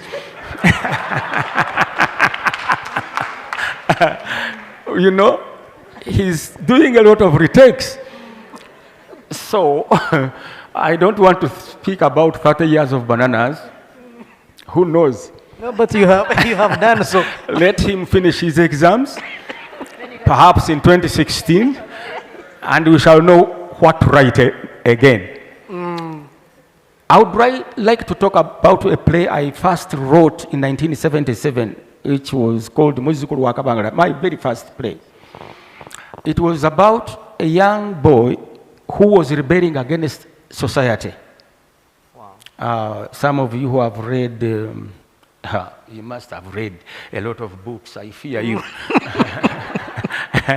Albert Camus, The Outsider. So there is a lot of need today to rebel against what is happening to us today. But our writers, literary people, somehow seem very cowardly. They don't want to really break their necks. But today, I think we need a protest, because there are so many things happening. Our children are getting weird and wild, watching porno. The temperature of our society today is very high. That to bring something which people would say, yeah, it's very difficult. So, why I don't want to talk about 30 years of bananas is because it was just, something to make happy do. However, the first one I wrote was not about a happy do. But you had a very serious question in there. Because your question was, what did you do for the 30 years? You were asking us as a society as well. Yes, just like I can ask it now. What have we done? We celebrated, we are going to celebrate now 60 years of our independence. What have we done? Yes, that one also is there. However, how do we differentiate growth and development? When you see from our Independence Day up to today, have we grown or have we developed? Professor Kakumba. Oh, there are so many. It's very simple to develop. We had a policeman near us in a house, a government house. And we happened to be living in Ikololo then. And I was studying in Ikololo Secondary School. And there was a bathroom in the house. But he never used the bathroom. He put in amarua, the bath thing. Ngamwakaliza amarua. Now, was that growth or development? Because he found the bath in the home. You can easily have roads developed and everything developed while the people have not grown yet. For if you ask today, how many thieves did we have in 1962 and how many thieves do we have today? Then when you answer that, you will know whether we have grown or we have just developed. As an artist in theater, I prefer the characteristic of a person growth. I would like the human being to grow. Are we better off in our behaviors as a people? Or we are just better off because we have traffic lights on Kampala Road? You understand? No. So, we must all rise up to rebel against what is killing us. We need, people, to grow. Not necessarily development, which leaves a people like borders not knowing even which way to go and which way to drive, to ride, or whatever. I wish we could begin with the borders so that they grow up and understand and respect other people in such a way that they drive better, right? I think that is the role of theater, drama. That is our calling. Lastly, I want to say that you writers, you professors, I'm not going to tell you my history in Makerere University. It was, it was not very good. But what makes you angry what makes you angry today? Is there anything that makes you angry? If there's nothing that makes you angry, then you are just existing. What makes you angry is the battle you have, is the struggle you have to fight. That is the war you have to fight. What makes you angry? Dirtiness, uncleanness, corruption. That which makes you angry is your mission. And that's what you have to get rid of. I am angry. And I have a lot of things to get rid of. I'll do it through theater. Thank you. Thank you very, very much. Abugalo, Mayon. Thank you, thank you. Thank you very much, Mr. Mukuru. Ndowooza kitambudde bulungi. Pardon? Kitambudde bulungi. Yeah.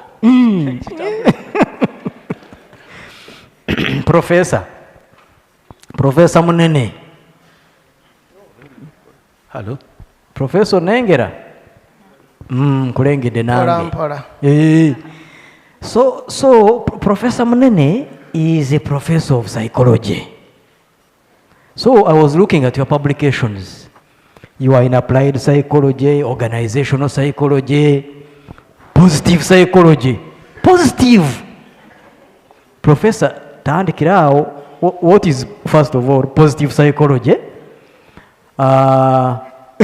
Alternative psychology also.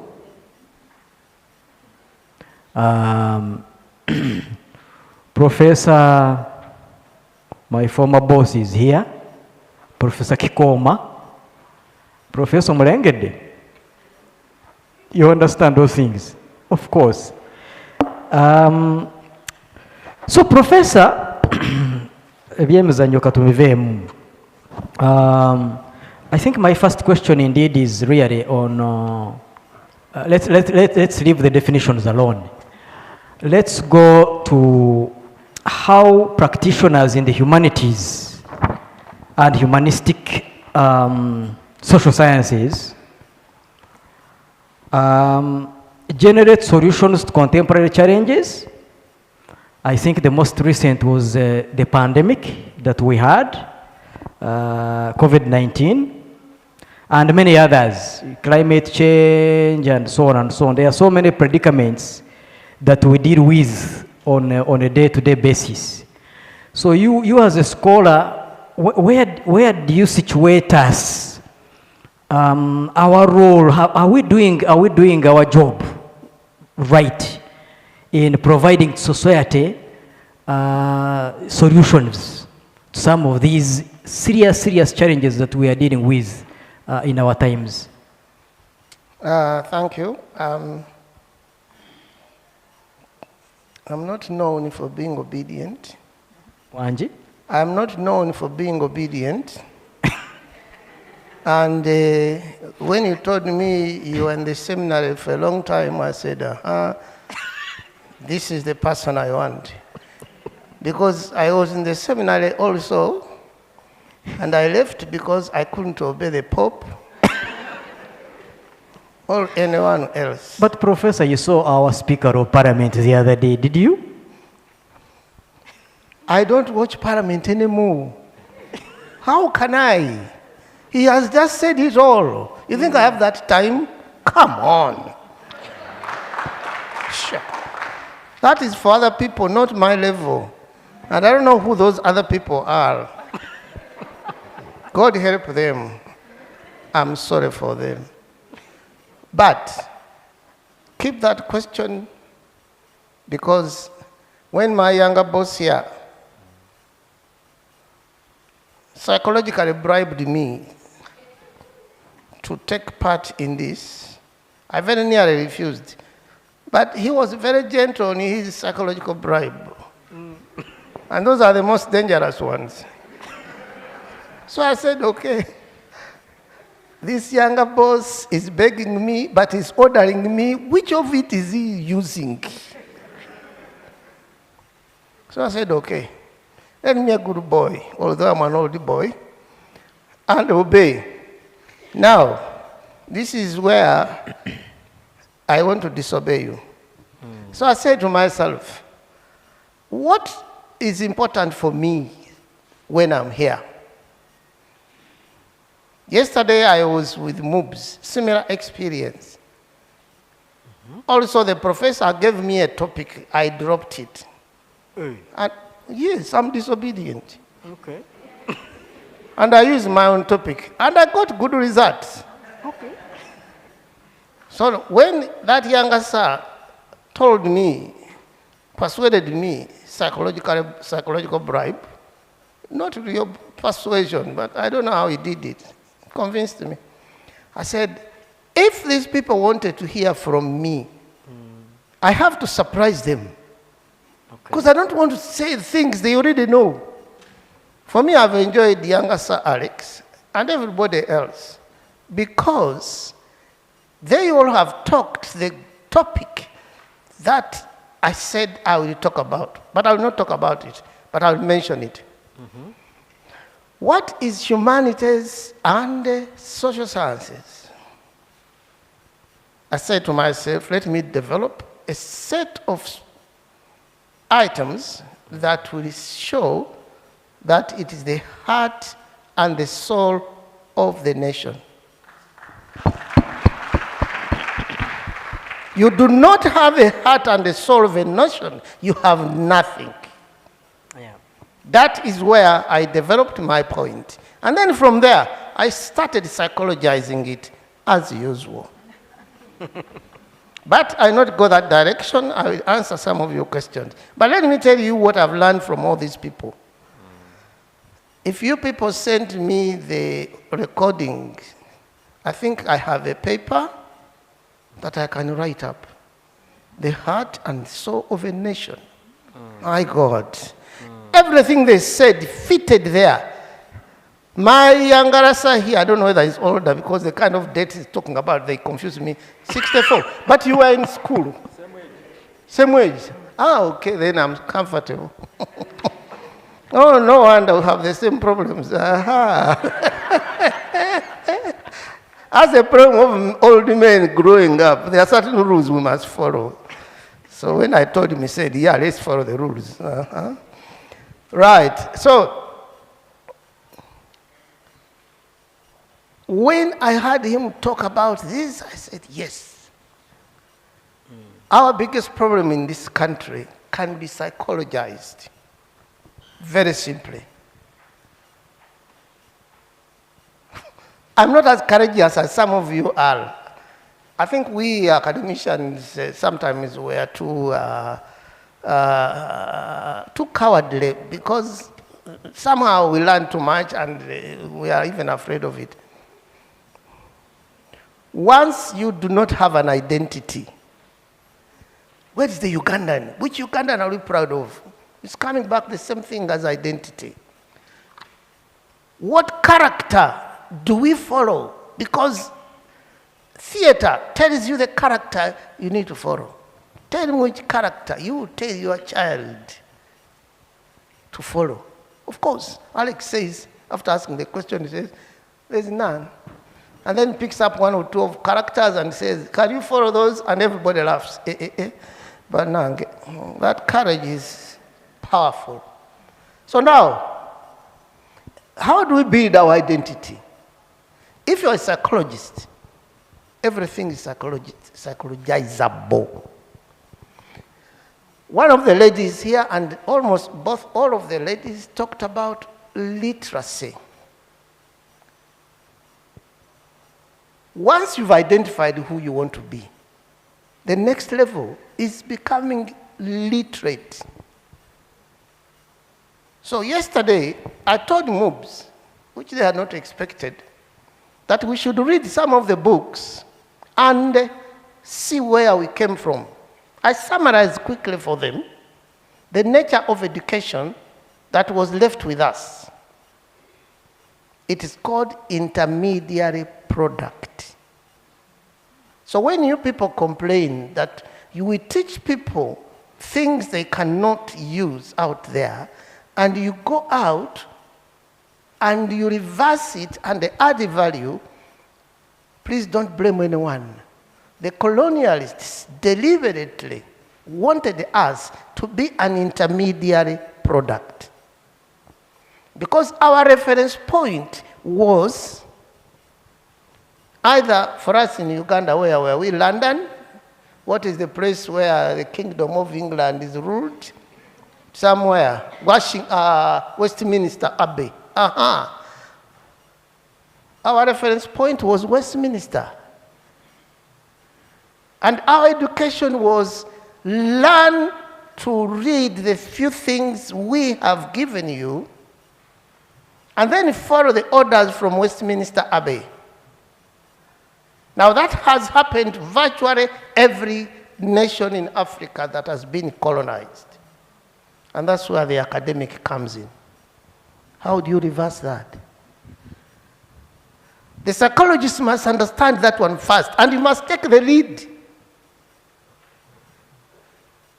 Because being an intermediary product, moving from that level to the higher level, the final product, which is the British, the Germans, the Americans, everybody, is what we call breaking the glass ceiling. The phrase is normally used for women because they see what is above there, but there are only men there. The women know what to do, what the men are doing up there above the glass ceiling, but they cannot penetrate the glass ceiling.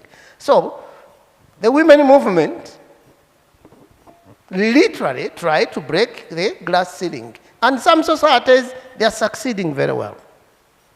The African has to break the glass ceiling. Unfortunately, a lot of it is psychological. And one of them said it beautifully here. They have categorized us. But she was talking about ladies, girls, women, the female group. Believe me, the rest of us are as categorized. But that's not to underrate what they are going through. No. But the problem is quite big. And it will be arts and social sciences that will help the nation to recover its identity, to recover what you call the character. Without that, we are going to have more and more problems. And where will the problems come from? Ourselves. Because we all know that phrase that is so famous. The country gets the leader it deserves. Those phrases come back to haunt us. But psychologists, social scientists, sociologists, if you do not come in to help people like Alex has made it very clear. Now, I would ask, you write a nice paper in psychology that deals with some of that. Maybe give it to him so that he can create a beautiful play. Yes. Why not? Because that's our business. But first, it must be realistic. And the realism has to be purely, initially, data-based. We call it evidence-based. So I was happy with one of you talking about, I give someone a phone, and if she cannot read it, I try and teach her how to do. We call that now practice learning. So we have to move away, and believe me, this is not simple, because even the rest of us must understand that some of us, our fight has been simple, and yet extremely hard. To narrow the divide between the classroom and the outside. And believe me, if you want, you can narrow that divide. The methods are already there now. And those are the methods I was talking about yesterday in MOOBs. Practice learning. Very well written about it. It's only 20 years old, but it is there. All what we teach, and believe me, even the rest of us, there is nothing new that we shall ever find. Everything has already been written about. Everything. So what is our problem? Because we are intermediary products, not the final products. So we are going to try and move ourselves from the intermediary product to the final product. So if you are teaching PhDs, ask them a very simple question. You have done this. Can you use it tomorrow to get a job? Because if you have not, you failed. Both of you have failed. Now, start going down to the lower levels. If you have got a degree in literature, I like the phrase she used. Can you write a letter? No, it wasn't literature. It was communication, something. I'm mixing the two. And if I had been in the use of Nene, I would have told us that this arrangement is a total failure. Believe me, I am an industrial psychologist. I'm an organizational psychologist. My business is designing groups that work. The way you organize that is such a mess. And Wanji? 2 weeks ago, I was signing a document for a job that is a monster, and it may or may not affect you in the public service. So when I went to meet my clients, they sat far down there, and I sat all this. I had my team. So I told the chairman, who has never been told before, please, lady, you don't seem to know how to work with the clients. Please, let's reorganize ourselves so that we don't have to shout at each other.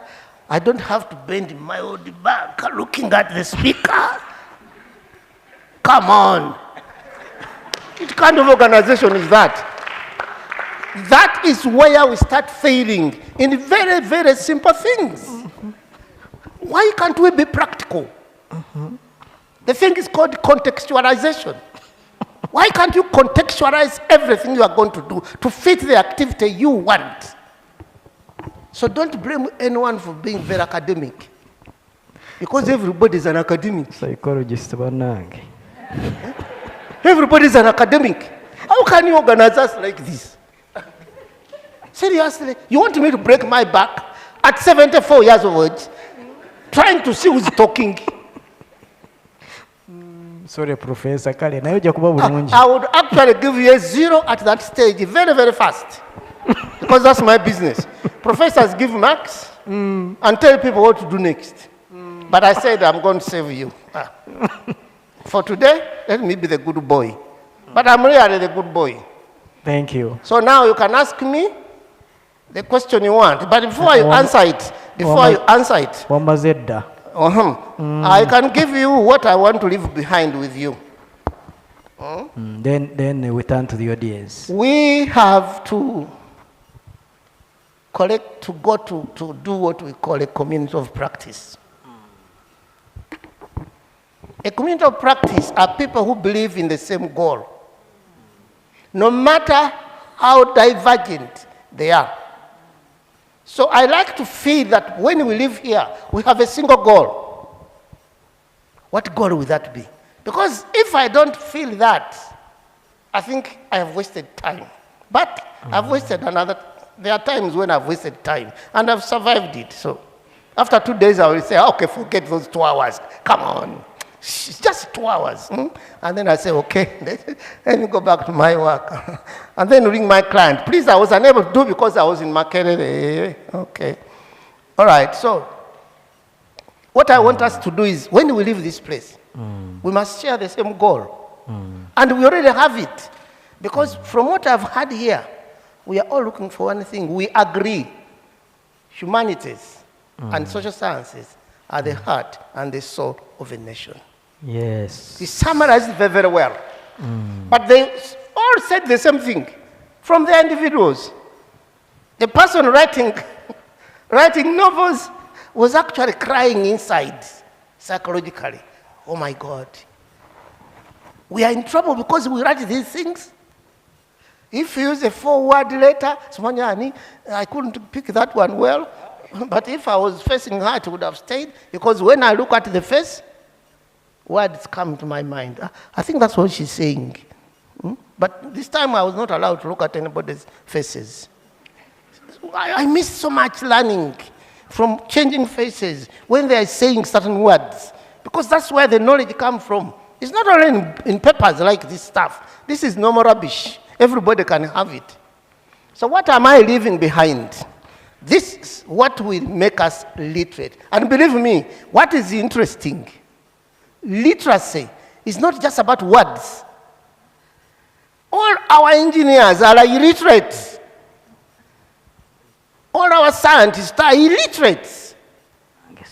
Why? Because they cannot interpret what is going on correctly. People think that if you have a new Benz, if you have a new big truck, a truck that does not require fuel, but it uses whatever it is, electricity, that you are growing. You are not growing. Those are machines. If the machine is being driven by someone without a character, that machine will knock you down, and the person who knocks you down will celebrate it. You see? That is simple, straightforward psychology. So when we're talking about literacy, we have something to tell to everybody. The scientists are illiterate. Actually, even more than we are. Because if you are dealing with chemicals, thank you, younger boss. If you are dealing with the chemicals, and the chemicals don't talk to you, what do you learn? You will repeat somebody's model, formula, and you get a PhD. You are so far away from being who you are. You have still no character. And yet everybody says, that's where we are going to put money. Total rubbish. You have to do something about this.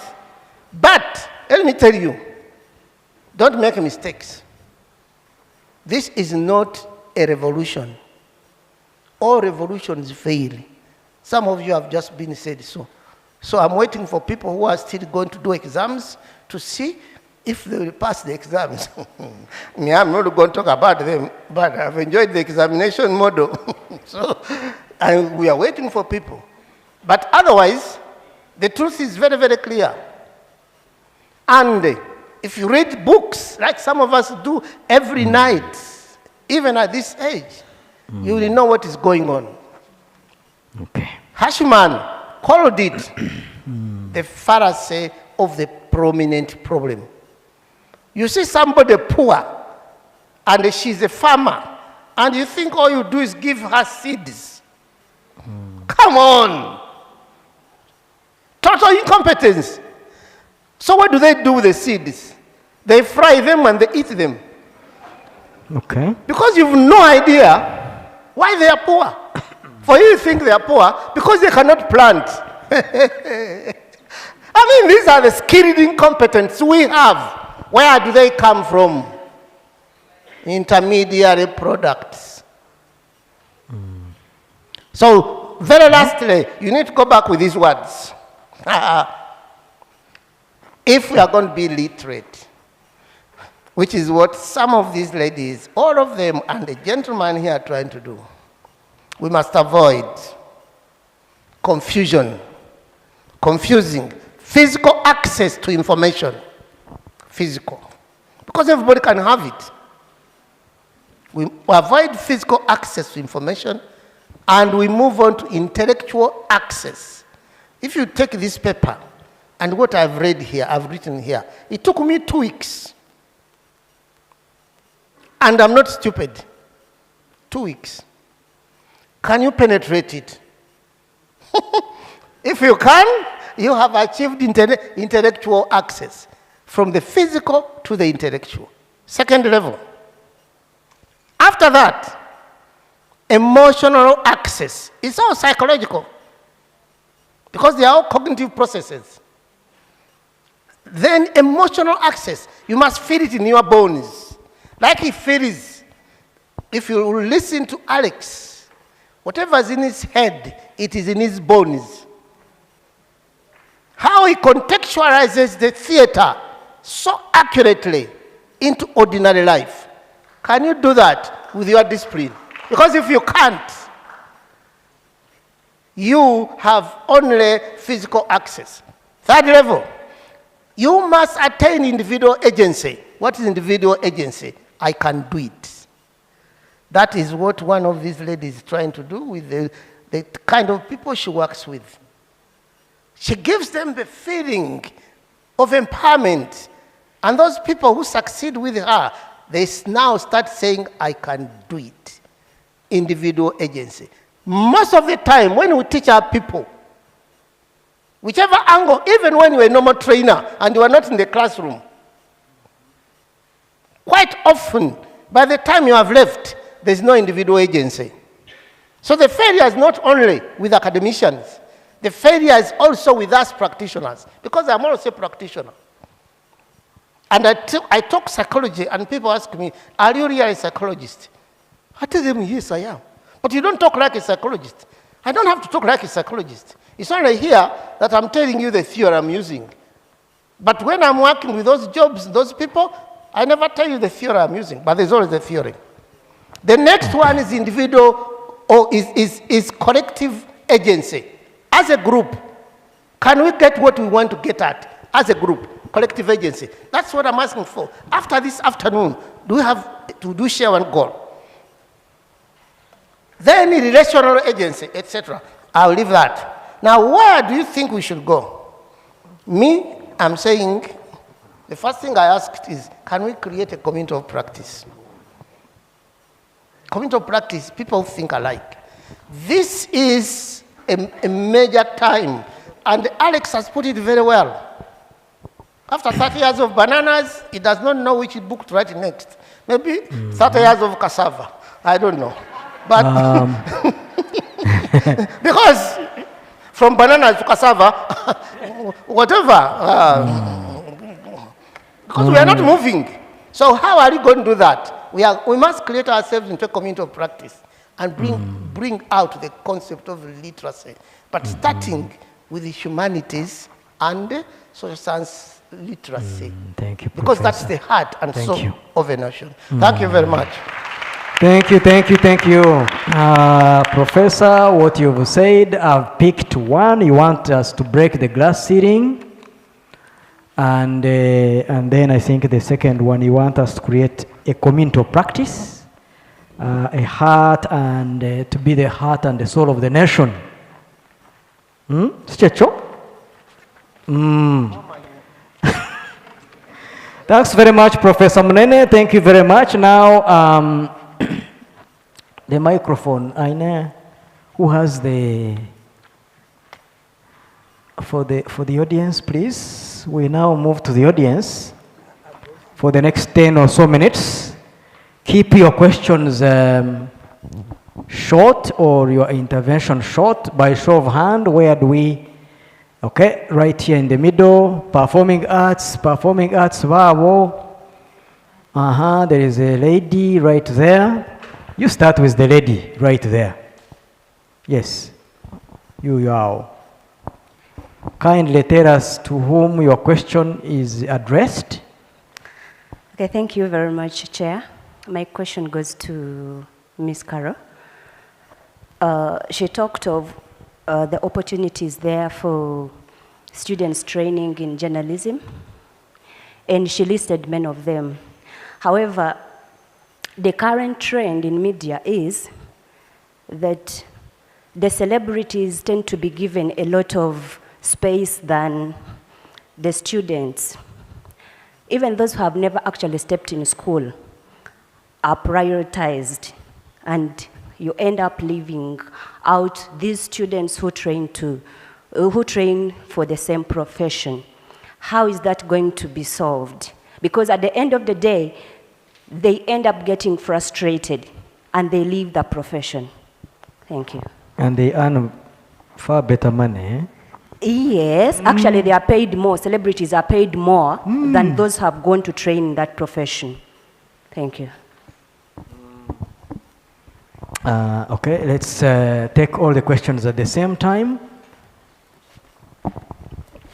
Performing arts, rare.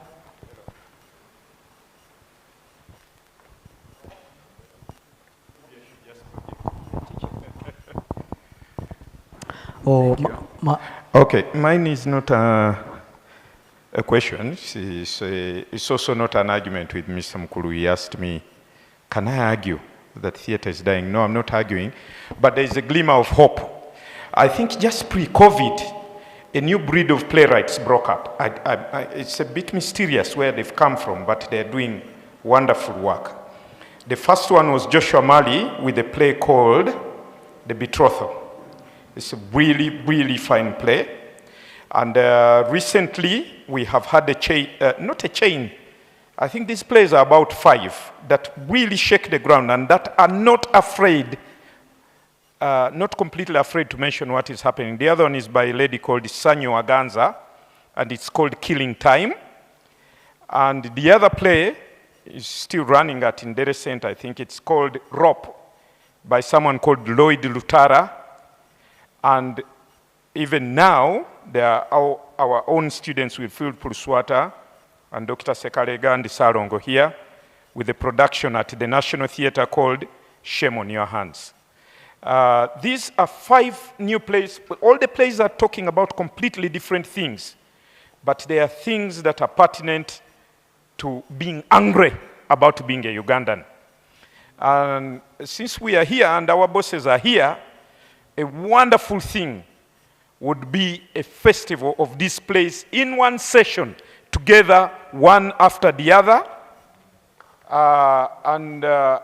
It would be very good if this would happen at a venue such as Makerere, because these are very, very relevant and topical plays happening right now.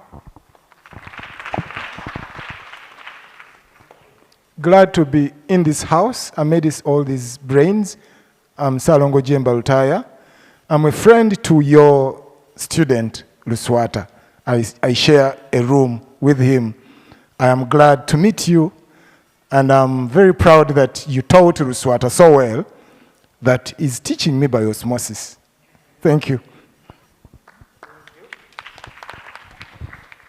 Thank you. Isaac, nice to see you. Yes, more questions right there in the middle. How will the microphone get there? The gentleman is seated in a very complicated place. Okay. Any other hand up? No? Where at the back? Which back over? That. There, at the back. Oh, you had the hand up? Oh, the hand has to be very clear like that. Very good. Yes, sir, please go on. Go ahead. Yeah, thank you so much. My name is Johnson Masareka. I'm a statistician by profession. I'm a graduate. And I thank all the panelists. They have expressed everything. Mostly maybe some people read facts, but reading is our problem here in Africa, you can say. You know how to read, but reading itself is a problem. Actually, one man said, if we want to hide something good, like a gold, to Africans, you put it in a book, it is very true. Mostly youth of nowadays, they are undergoing a lot of depressions. You share with someone can tell you, can you imagine last week I was about to commit suicide? You get, 2 days back, and you wonder. So I would like to know almost from all, but Madam Sherin and the professor, like which kind of motivational books do we recommend to people, mostly the youth, or which kind of things inspirational do you recommend that can help the youth? 'Cause some of them, most of them are in depressions. Most of them, they are just there. Maybe they finish, they come from very humble backgrounds and nothing to do. And they feel as if life, that is the end of life. Thank you so much. Okay, let's go there, and then we come to Professor Sarah Sadi. Oh, doctor, yeah, okay. Thank you so much. I am happy that I've been part of this. I am Geoffrey Oka. I'm in year 1 doing education, literature, and English. I am very surprised that I don't see people of my age in this room, and that brings a lot of questions to me. They were here. They have been here throughout the week. There were not many. They have been exams. Here. They are doing exams. So, go ahead, sir. Go ahead, sir. As a young man growing up, I define a country that cannot consider documentation of present, past, and a splash of some ray of light to the future as a lost country. It is not dead, but lost. I want to inquire, maybe it is me who is lost in this country. But if we can say literature is useless, just like my mama said, aren't we in a lost country? That is one. Two, still basing on the number, I'm saying, don't you think there is a gap? Which, the question goes to whom? Number one question is general. Anyone can answer about. Then this one goes to Mrs. Grace. Now that we don't see many students inside, don't you think there is a gap between those who have made it and those who are yet to make? And yet, in the end, we shall now chase one dream, just like that talked about in the psychology. Thank you.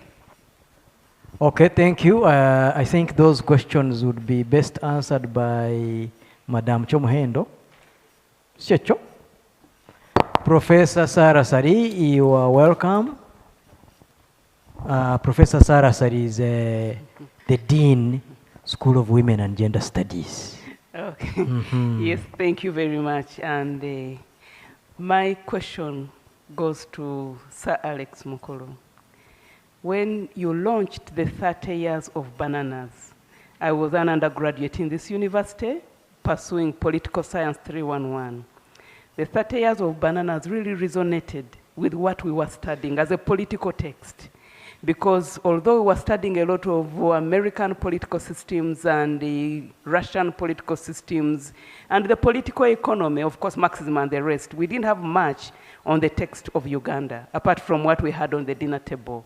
So your play, 30 Years of Bananas, was a good journey through what the political history of Uganda is. My question is, what happened to you thereafter? Because we don't see you producing such powerful texts.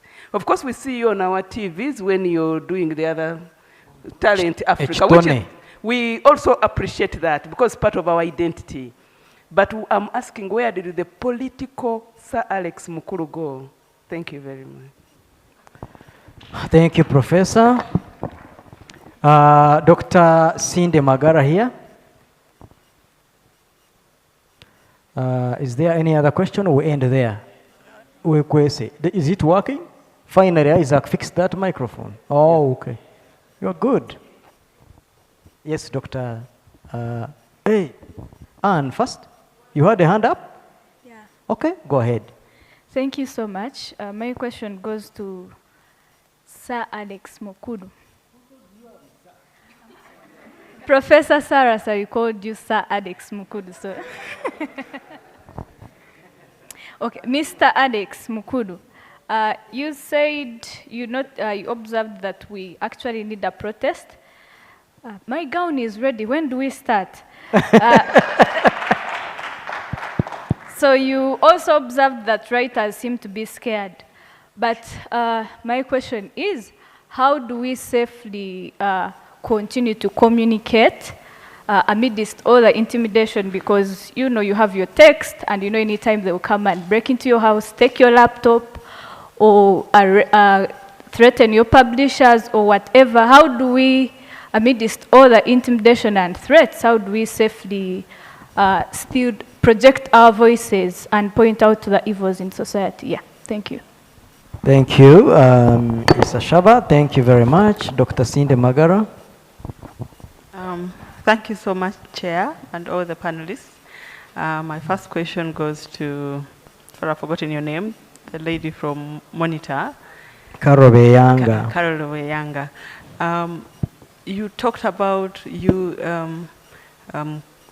communicating to the audience, the masses, and letting them make choices. Just taking a stance of the students who want to be journalists, and they've seen all the gruesome pictures of journalists being clobbered. And cases, of course, journalists come up to quickly identify those cases. Do you follow up to make sure they are resolved? Do we have what happens after? It will be very good for the students and for any other person who wants to join the field. Then to Sir Alex Mukulu. I think just take the honor, because and our Deputy Vice Chancellor is here. You may even end up becoming a doctor today. So, so just take the honor of Sir. Just picking up on what Professor Sali asked, you did say that you are actually very angry, and most Ugandans are angry. When you take a taxi is when you see that everybody is angry. If you just knock somebody by mistake, they rant, they give it back to you. So I'm wondering, through those things that make you really very angry, can't you write for us 60 years of cassava or tangerine or potatoes or bananas? So in essence, I'm saying we need you to keep writing, just write. Yeah. I know it can be very hard for writers, making a living of it, so we end up getting maybe diverted in so many other things we do to survive. And then this brings in the question to Goreti Kyomhendo, I call her auntie, Goreti. As a literary activist, I think you did say that, are you thinking about how you promote your literature or our literature being taught in these institutions? Because sometimes us creating and the people whom we think we've passed this information we were so passionate about, or that has made us so angry, and that's the beginning of creativity anyway. You must be very angry at something. If we are writing to them and they're not getting this information, then we are actually maybe not communicating. And so how do we devise new ways to make sure that our literature is being taught in universities? How do we make the lecturers even know that we need to outgrow, or yesterday I was told by my colleague Isaac to carefully use the word decolonize.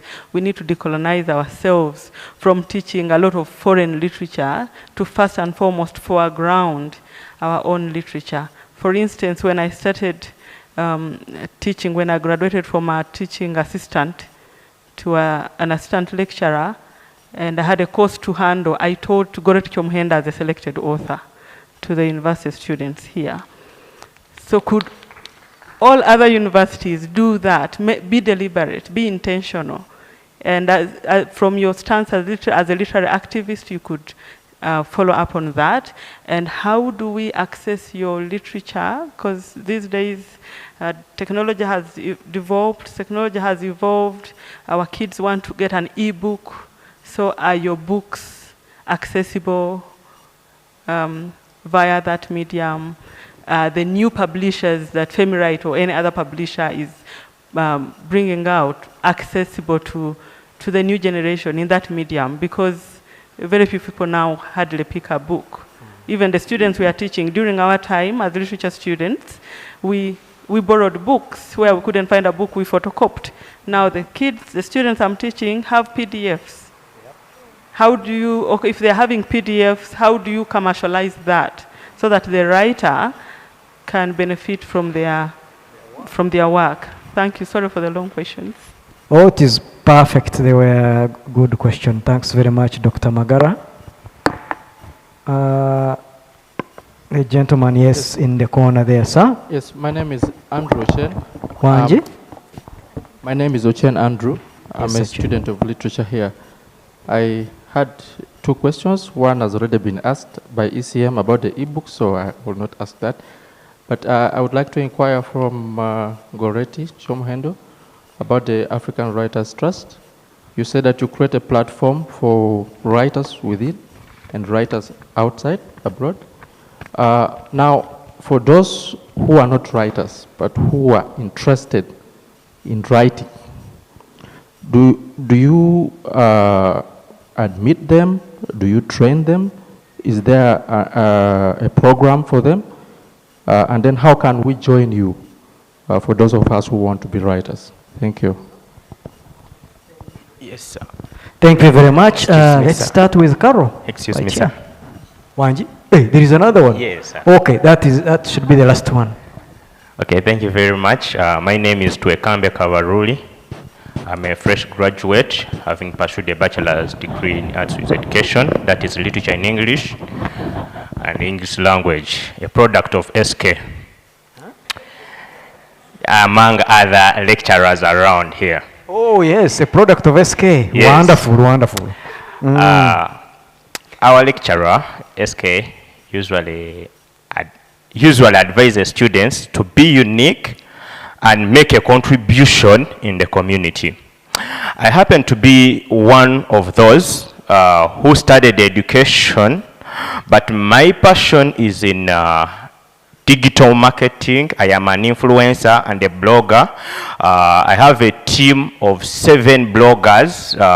We call ourselves Bobomac, a marketing agency, buy ours, build ours, Makerere.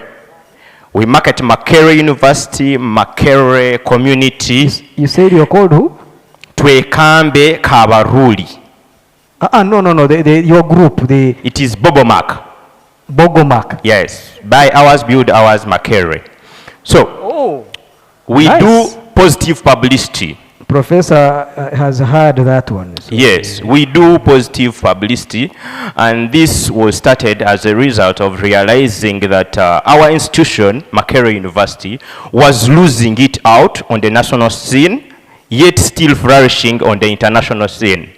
They only know us of the negative things like strikes. Now, recently we had one of our students dying in the campaigns, yet there is a lot than what meets the eye. And then we chose to show the public that, see, this is what Makerere does. There's a lot of innovation, creativity, a lot of grants and what. That's what we specialized in. That is positive publicity, irrespective of having less consumers. Negative publicity about Makerere sells faster than positive publicity. Then, Samukulu says, in conclusion, yes, Samukulu says, indeed you realize that there is nothing that makes people to feel happy about this country, according to what you see. But a lot of problems are coming in.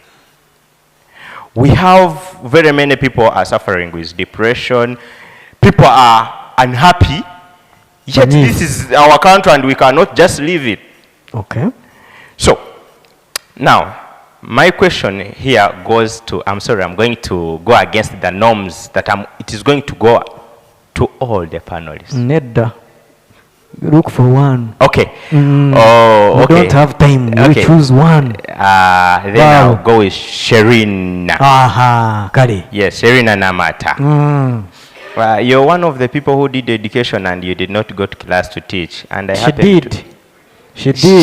She taught for 5 years and then later on left. But I happen to not like to go that way, but rather push positive publicity to the dot.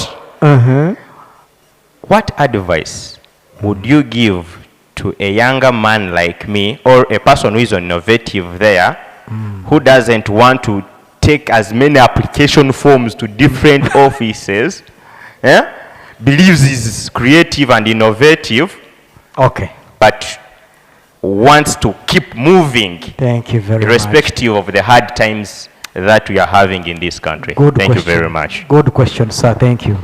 Good question. Okay, kale, ukiwulidde Miss Namata. Let's start with Carol. All right. Thank you. Can you hear me? Is it on? All right. Thank you for the questions that you all asked. I'll start with the one that was about, but the lady asked, I didn't get the name. Susan. I don't know. I'm not so sure. Yeah, it's Surah. okay. All right, Surah. About students who are training in journalism, looking for opportunities, but then they come and they find celebrities and they feel like the celebrities are given more time and they're not being able to get these positions. So I think it depends on very many things. It depends, I think, also on the media house that you go to. It depends on what exactly you want to do. But what I will say is that many celebrities don't become celebrities in a day. They have worked for it. They started like you. They went in, they figured out how is this thing supposed to be done. They knew where they wanted to go. They knew they wanted maybe to be, most of the celebrities are on broadcast, like I said. They wanted to be on TV or radio. So they, they started small. For example, they started with a small community radio in their estate or in their area or in their village. Then they grew to another that's a bit bigger until, and then someone had them and was like, I like that voice, or I like the way this person does it, or I like the way they read the news. And then they were picked up from there. So it takes work to get there. One does not, for most people who are able to get there and able to do a good job, it does not happen in a day, perhaps not even a year. It takes work. So my advice would be, one is to figure out how to get there. What do I do? What do I need to do to get there? If I really want to be on the TV or on the radio reading the news, how do I get there? And it's to be, there's some of the things actually I keep wondering if it's possible, I don't know, but if the universities, the schools are teaching, because I think, at least for us, we were taught a lot of the hard skills, which is great, but we're not taught the soft skills. And the soft skills is half the work in any corporate, society, in any corporate place. Am I teachable? Do I learn? When my editor keeps sending me back for the story, go back, go back, go back. Do I go back and go back and go back until I get what she wants? So am I teachable? Do I communicate right? If I have asked once, twice, and I have not gotten what I wanted, have I communicated well? Does this person really understand what I want? But also, have I understood what they want from me? So some of those things that we need to sort of teach ourselves, even those of us who are in the corporate world. And the idea of getting up again and again and again, because many times we will be told no. It doesn't mean the end. It means that we keep trying again and again in different places or in the same place, or knowing why did they say no. This is why there's a person who, we have in interviews at Monitor, at NMG, we have interviews for certain positions. It is first done internally. So people internally are asked to apply for that job. If they don't get anyone, then they'll go outside. And I knew someone who applied almost 4 times, but did not get the job that she wanted. But she didn't give up. And on the 5th time is when she got it. But she didn't, because she kept going back and asking, why didn't I get it? What did I do to you, the panel? Why didn't you take me? What was it that I didn't express myself well? Is my CV poor? Because she was like, it's internal, so we can give her that feedback. But she kept getting better and better and going back again. So, and then I would say finally on that one, is to learn also a bit to teachable. One must earn their keep. The celebrity has earned their spot. So you must earn your spot. I joined the Daily Monitor in 2003. I became manager editor in 2014, 11 years. Yeah, I didn't get there like in 2 years or 4 years. It took work, and I'll be honest, I didn't really want to be the managing editor. At that point, I felt, it's just too much. But I got there. But it was because I had worked, I had shown that I am interested in this thing. I'd worked on different desks.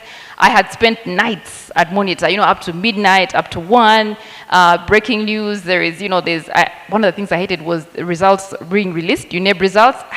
You just know you're going to be there until 2 a.m. Because you get this, because UNEB releases the results, the statistics at 5 p.m. Now crunching the numbers, and then, those things, you see that 20-pager from New Vision and Observer and Monitor of the students, the best schools. man, we spend hours trying to make sure that it is.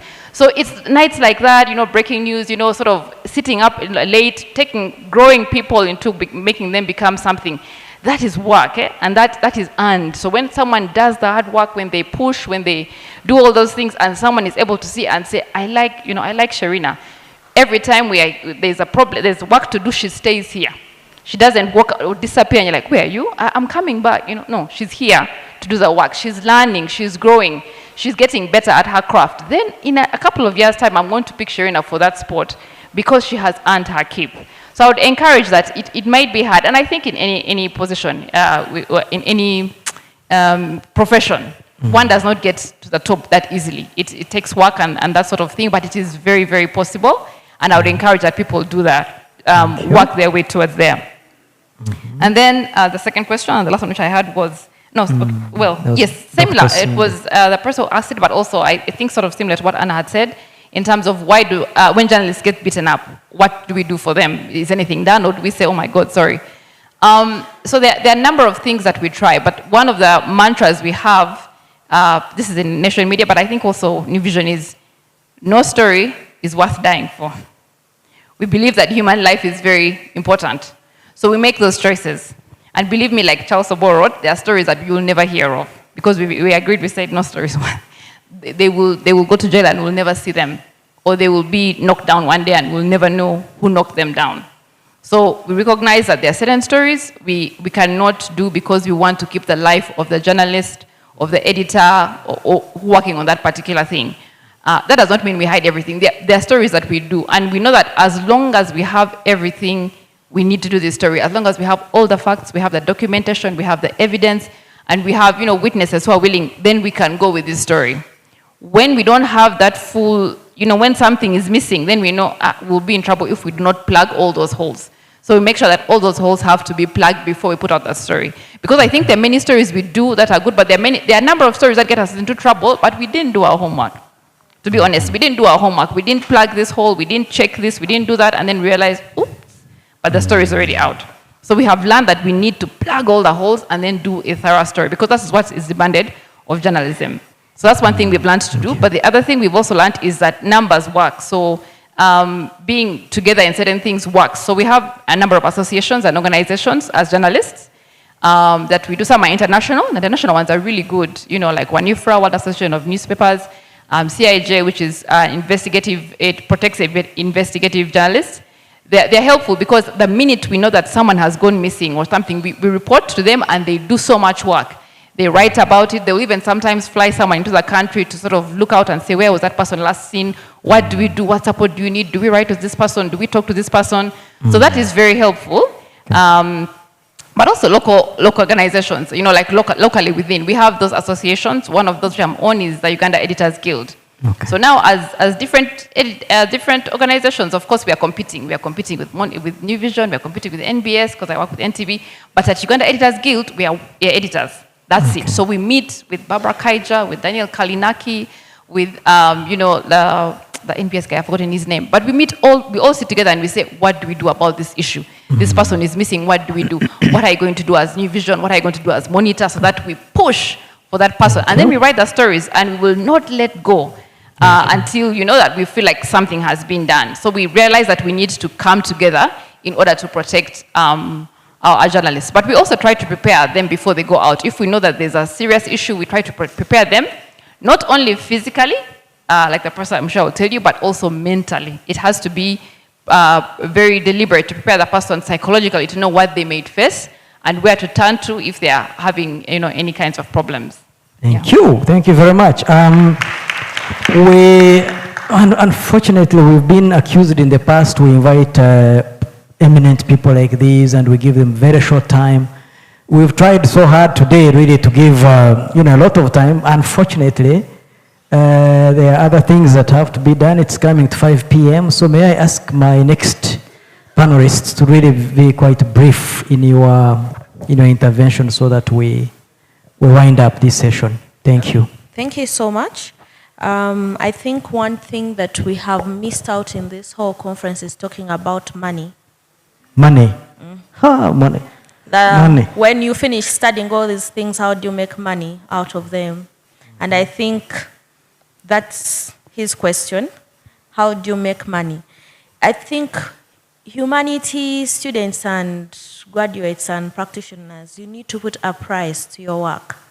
If I've been writing letters for people for 5 years, you will not give me 5,000 to write for you a letter. Right now, if you come to the hub and you want a letter to the Vice Chancellor of Makerere University, and it's the Sherry Literacy Hub that is going to write it for you, do not come with 5,000. Because the Sherry Literacy Hub has done that work over and over again, and we have built the brand, so you pay us our work's worth. And the only way you can do that is by doing it over and over and over again, which is already said.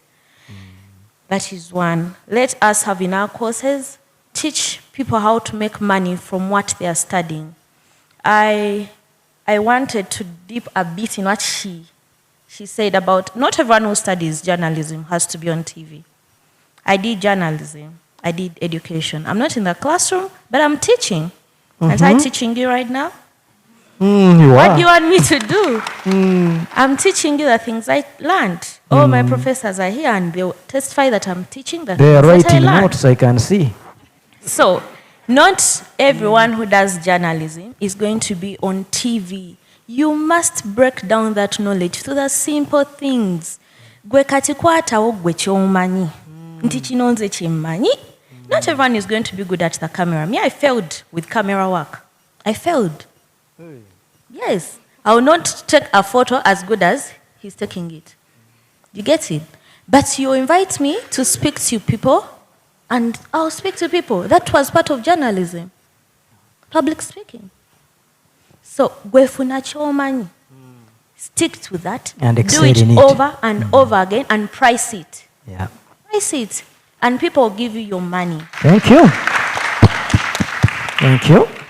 Someone talked about depression, and I appeal to our professors. We need to introduce, if it's going to be a course unit, something to do with cultural shock and family issues. Cultural shock and family. Cultural shock and family issues. We all come from a family, and there are issues happening. People are not depressed because it's, from the outside. No. The things that people at gender are addressing are from families. Things that theater is addressing is from families. It's from cultures. The things that we are saying that we don't know our identity because we have other cultures coming in our society. So we need to tackle cultural shock, family issues, and how we overcome them. I think across all the course units, we shall not leave it to psychology or what. It's something that people need to know because depression is real. Is real. Children are going to die. Your wife is going to kill herself. Those are issues that you must handle. And for me, as part of the things that I want to do at my initiative that I've seen people do elsewhere, I want us to be the first hub in Uganda that does TED Talks Uganda. Nice.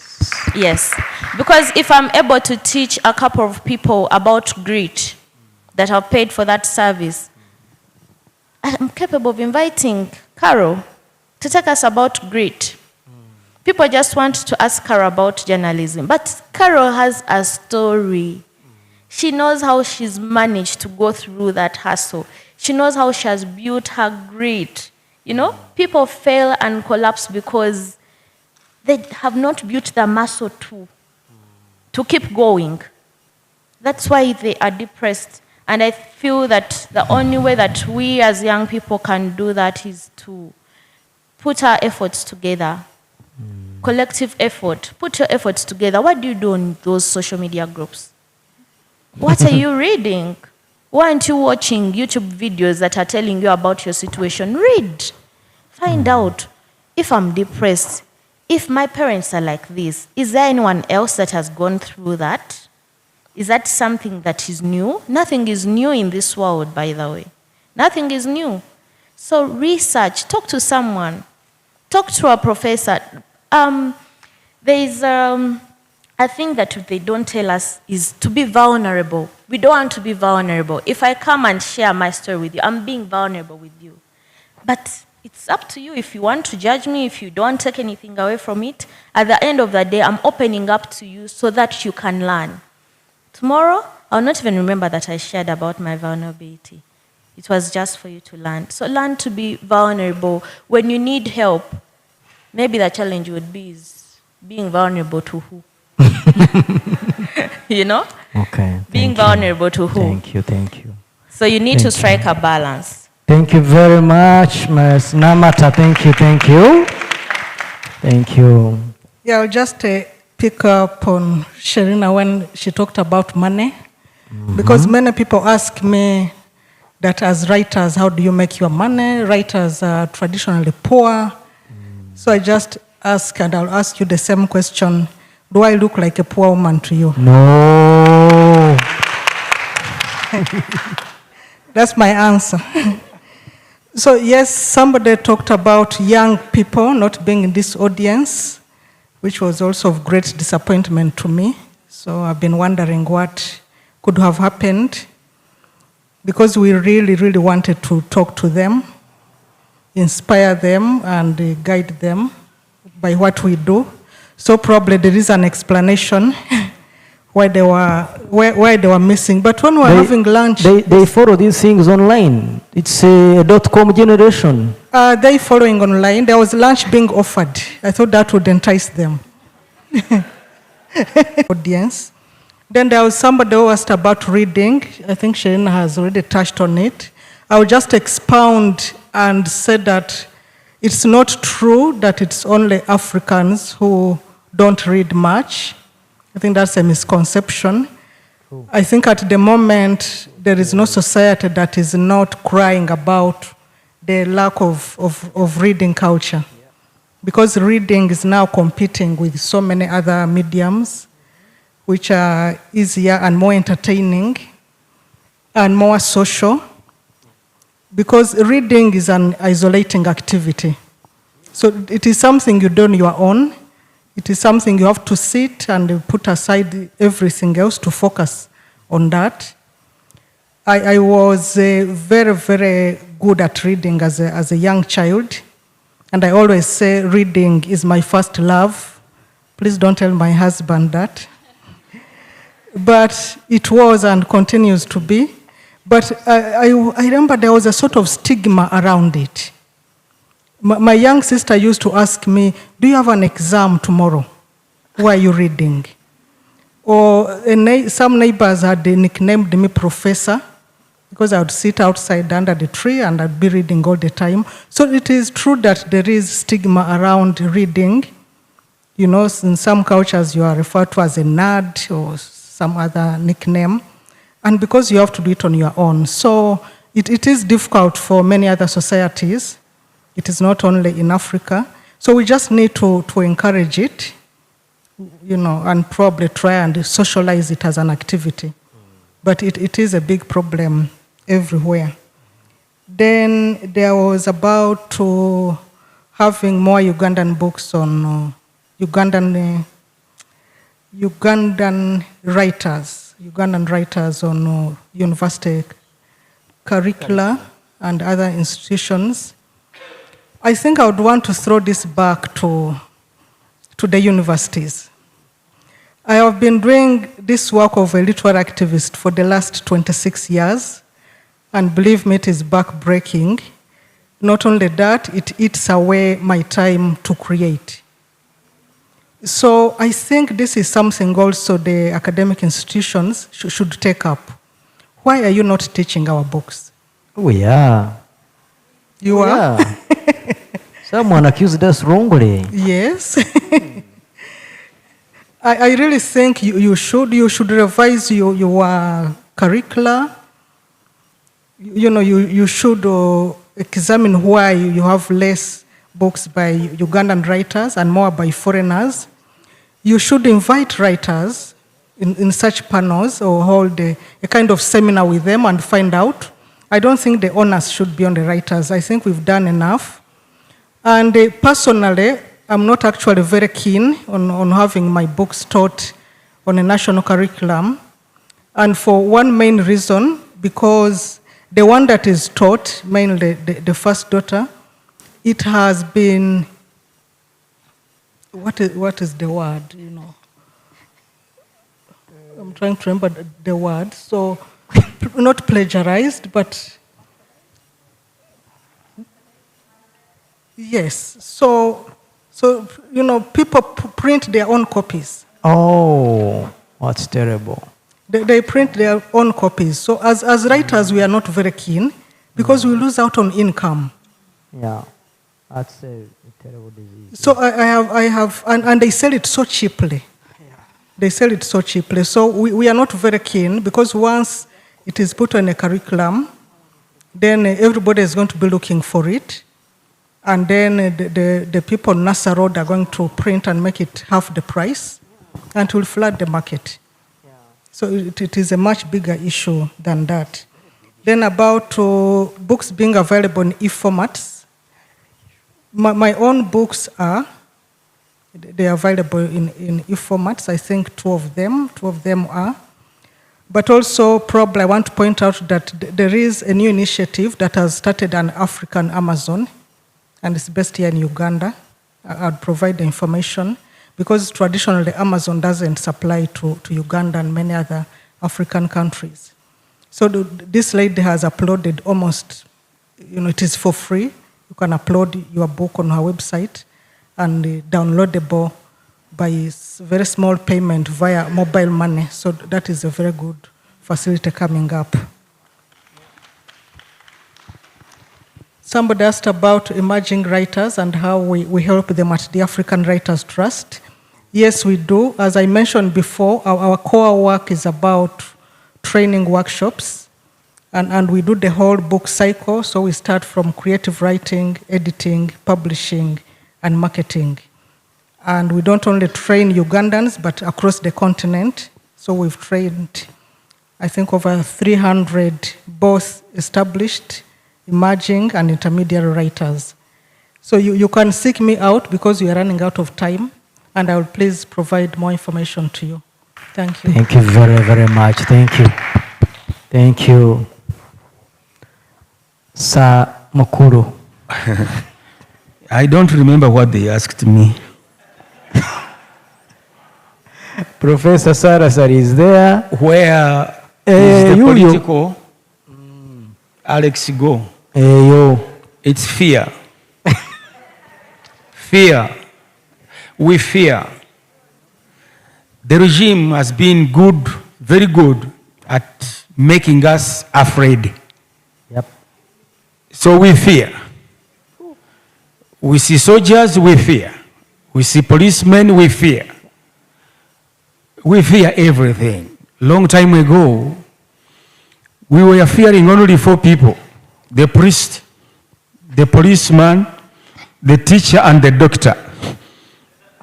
If your mother told you that the doctor is coming, you'd feel a lot of whatever. Today, we even fear them more. We fear the clergy, we fear the policeman, we fear the doctor, because you know what they do. Okay? So that's your answer, fear. Then there was this lady, what did she say? That, yeah, you know, like the professor told you that it took him 2 weeks to write his paper. It takes a long time to write a play, a good, relevant play, because the play has to be historical, has to be relevant, has to be authentic, has to be gracious, and that aspect of the historic aspect, you must take a long time studying the environment, the situation, the political, social, whatever, economic, whatever, everything. And by the time you come to the conclusion that my play is going to be saying this, sometimes it takes time. 30 years of bananas was almost my story from when I was young up to when I was 30. A lot of it is true. There is a lot of true aspects in it. So from 30 years of bananas to today, there is so much that has gone on. But to put it together into one reasonable conclusion, you need a lot of more sleep, reading, doing things like this, you know, until you come out with a play which has a good beginning, a middle that makes sense, and the conclusion that gives people hope. Which is good. I think nobody else asked me a question. Thank you. Thank you very much, sir. Oh, there was a... Did she ask me? Yes, she did. Oh, yeah. Auntie, you are in yellow. Yellow also is a problem. Is a problem. Like the microphone. These people are... mukuru twakuwadde ka microphone akatuufu. Sandi kogeredde kako. You know, these people are taking away our rights. Now, I can't put on yellow. Because if I put it on, they will say I'm this way. If you put on green, you are that way. Now, isn't that corruption? And, you know, they are taking away our rights. I need to put on yellow, but I can't anymore.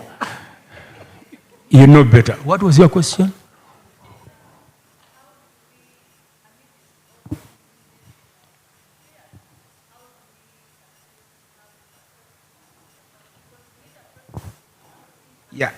Yeah. You know, there's this saying of mine in tea. You can't get lost when you don't know where you are going. Because who will guide you then? You don't know where you are going. So you can't say, I'm lost. Right? Now, a lot of our young children, youths, boys and girls, don't know where they are going. That may be a fault of their parents or a fault of the governors of the country in terms of politics, etc., etc. Do you know where you are going? I will help you to know where you are going. Ask yourself that, what can I die for? Do you know what you can die for? Or do you have it? If I put a gun in your whatever, ninkutekako emmondo kati, ninkugamba nti Sawyer, you are a writer, or I shoot. You know what? You might deny noganti wange. Nze siri muwandiisi. Ayinza oga nti anje siwandiikanga nako gwolaba. Awulidde? Ye Peter mu Bayibuli. Yagandiza omusajja simulabangako. Mwagala kunkola ki? Now, do you know anything you can die for? And you say, I'm studying because I want this. And no matter what, I will die for this. Then you will know where you are going. If you don't have it, you will study for nothing. You will make money for nothing. You will do everything for nothing because you have no purpose. You have no end. When you're writing plays, normally it's better to begin with the end. And you know where it will end than where it begins. Because you can begin it and you lose the end. So, be ready to die for something. And then you will know where you are going. And you will know what you are supposed to study. And you will know what kind of people you are supposed to talk to. Because you don't have to speak to everyone. So you will know your friends. You will know your enemies. And that will give you strength to struggle on. Amen. Amen. Thank you very much, Sir Mukulu. Professor, where did you put your essay, Professor? I need it here. The one you prepared. It's called first rubbish. In my language, it's called first rubbish. So first rubbish requires second rubbish, third rubbish, fourth rubbish. Then after the fifth rubbish, I can give it to you. Okay. But right now, it's real total rubbish. But in my head, it is very clear. But writing is not the same thing as thinking. They are two different experiences. So, and that's how I always teach my students. Don't give me your first essay because it's total rubbish. Don't give me your second one. The question to Professor. So now for me, you know I don't obey. The question for me is, where are all the social scientists? These beautiful questions came from only one group, the humanities. So where have social scientists failed? We are together now. We are twins, humanities and social sciences. Yes, but when I don't hear, you know, there are a lot of things that are put here. So one of the problems that we have to address is interdisciplinarity. Is there enough of the interdisciplinarity here? Because the questions they have asked, they all center around psychology and sociology and anthropology. But they are not here. And no one asks a psychological question direct. No one asks a sociological question direct. I am disappointed that some people are marginalizing themselves, but that is their problem. Now, I just want to answer one or two questions, 2 points that stayed hanging. The students' problem, we have already addressed that, and there are models now. So what we are going through is what we call the intergenerational differences. I think everybody is familiar with that. Now, there are models for the Y generation. There are models for helping the .com generation. There are new models for dealing with the 22-year-olds. Now, the 22-year-olds are the kind of questions that came from somewhere there. Why do they not allow me to go to the top when I'm still 22? Why do you just only celebrate the celebrations, the celebrants? What about me? How can I come for internship if you're not going to acknowledge me? Those models now exist, and the training programs already exist with us and with anybody who is in that line. And that's why I was saying, if we are to create a community of practice, this can be done. But some of us are too busy to go out looking for students who have problems of the Y generation and the X generation, etc., etc. But the models already exist now. Because like one of us said, there's nothing new.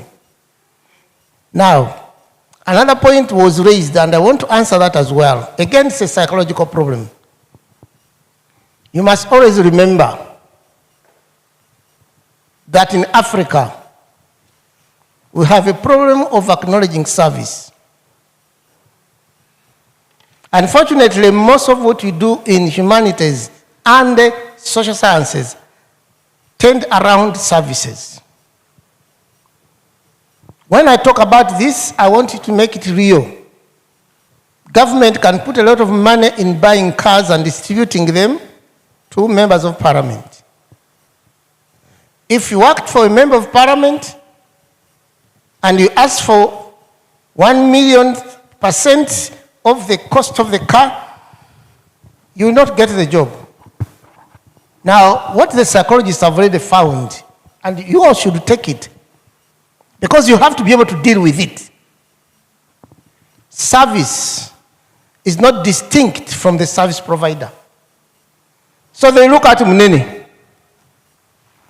Sajja akaddiye. Akola kyoyo. Muwe siringi 2. Does not matter what you have done. That is the problem of what we are dealing with. And part of that is social science to address. And no one seems to know what is going on, or they are even more scared than the literature boys and girls, men and women that have asked such brilliant questions. I am disappointed. So choose. Do something, because you are letting yourselves down. And I'm very happy about humanities. Professor. Because the question they have asked. Professor, just behind you, there is, behind Eric, there is a cabana there. Choose. Okalengedde. I am not obedient. And I dismissed it generically because I'm contextualizing. And my contextualizing shows either they know it all or they think this whole thing is total rubbish. Those are the social scientists. So we need to deal with that.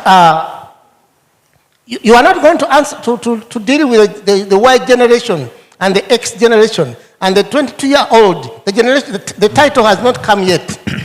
But those are the ones who are most. Tomorrow they want it, and they are equal to everybody around them. That is the personality character that has been dealt with. Luckily for us, the training is already available. Thank you, Professor. Thank you very much. Thank you. Thank you very much. Obugarobara, Isaac Tibasima, please come here. Please join me in thanking Professor Monene. We start there. Sir Alex Mukuru, confirmed. It is not denying. Chuwede, chawede da. Antoli makerere. Bwetwogera tumbalawo. Madame Goretti Chomhendo, Madame Sherina Namata, and Ms. Karobeyanga. You've been such an amazing panel. We learned a lot from you. We are honored to have had you. We look forward to hosting you again. And you've been an amazing audience. Thank you very, very much. Bless you all as we build for the future. Now I hand over to my young brother, who is trying so hard to really reach where I am. Isaac Tibasima, you're most welcome, sir. Thank you. Thank you, Professor. Wama Professor, thank you. This one, it is the wrong color for you. Are you fine? Thank you, Dr. Tayebwa. Another round of applause for our panel of experts and practitioners. I'm going to request them to please step off the platform. Thank you. Yesterday I said something that has probably reminded me of, no, they've said something I said yesterday. Instead of continually proving to the world that we exist, let's do what we do the best way we can. And I know they will say whatever they want to say, that's their business. We will be fine, we will survive, and we will be here 100 years from now. We're getting into our closing ceremony. Please, I'm going to request you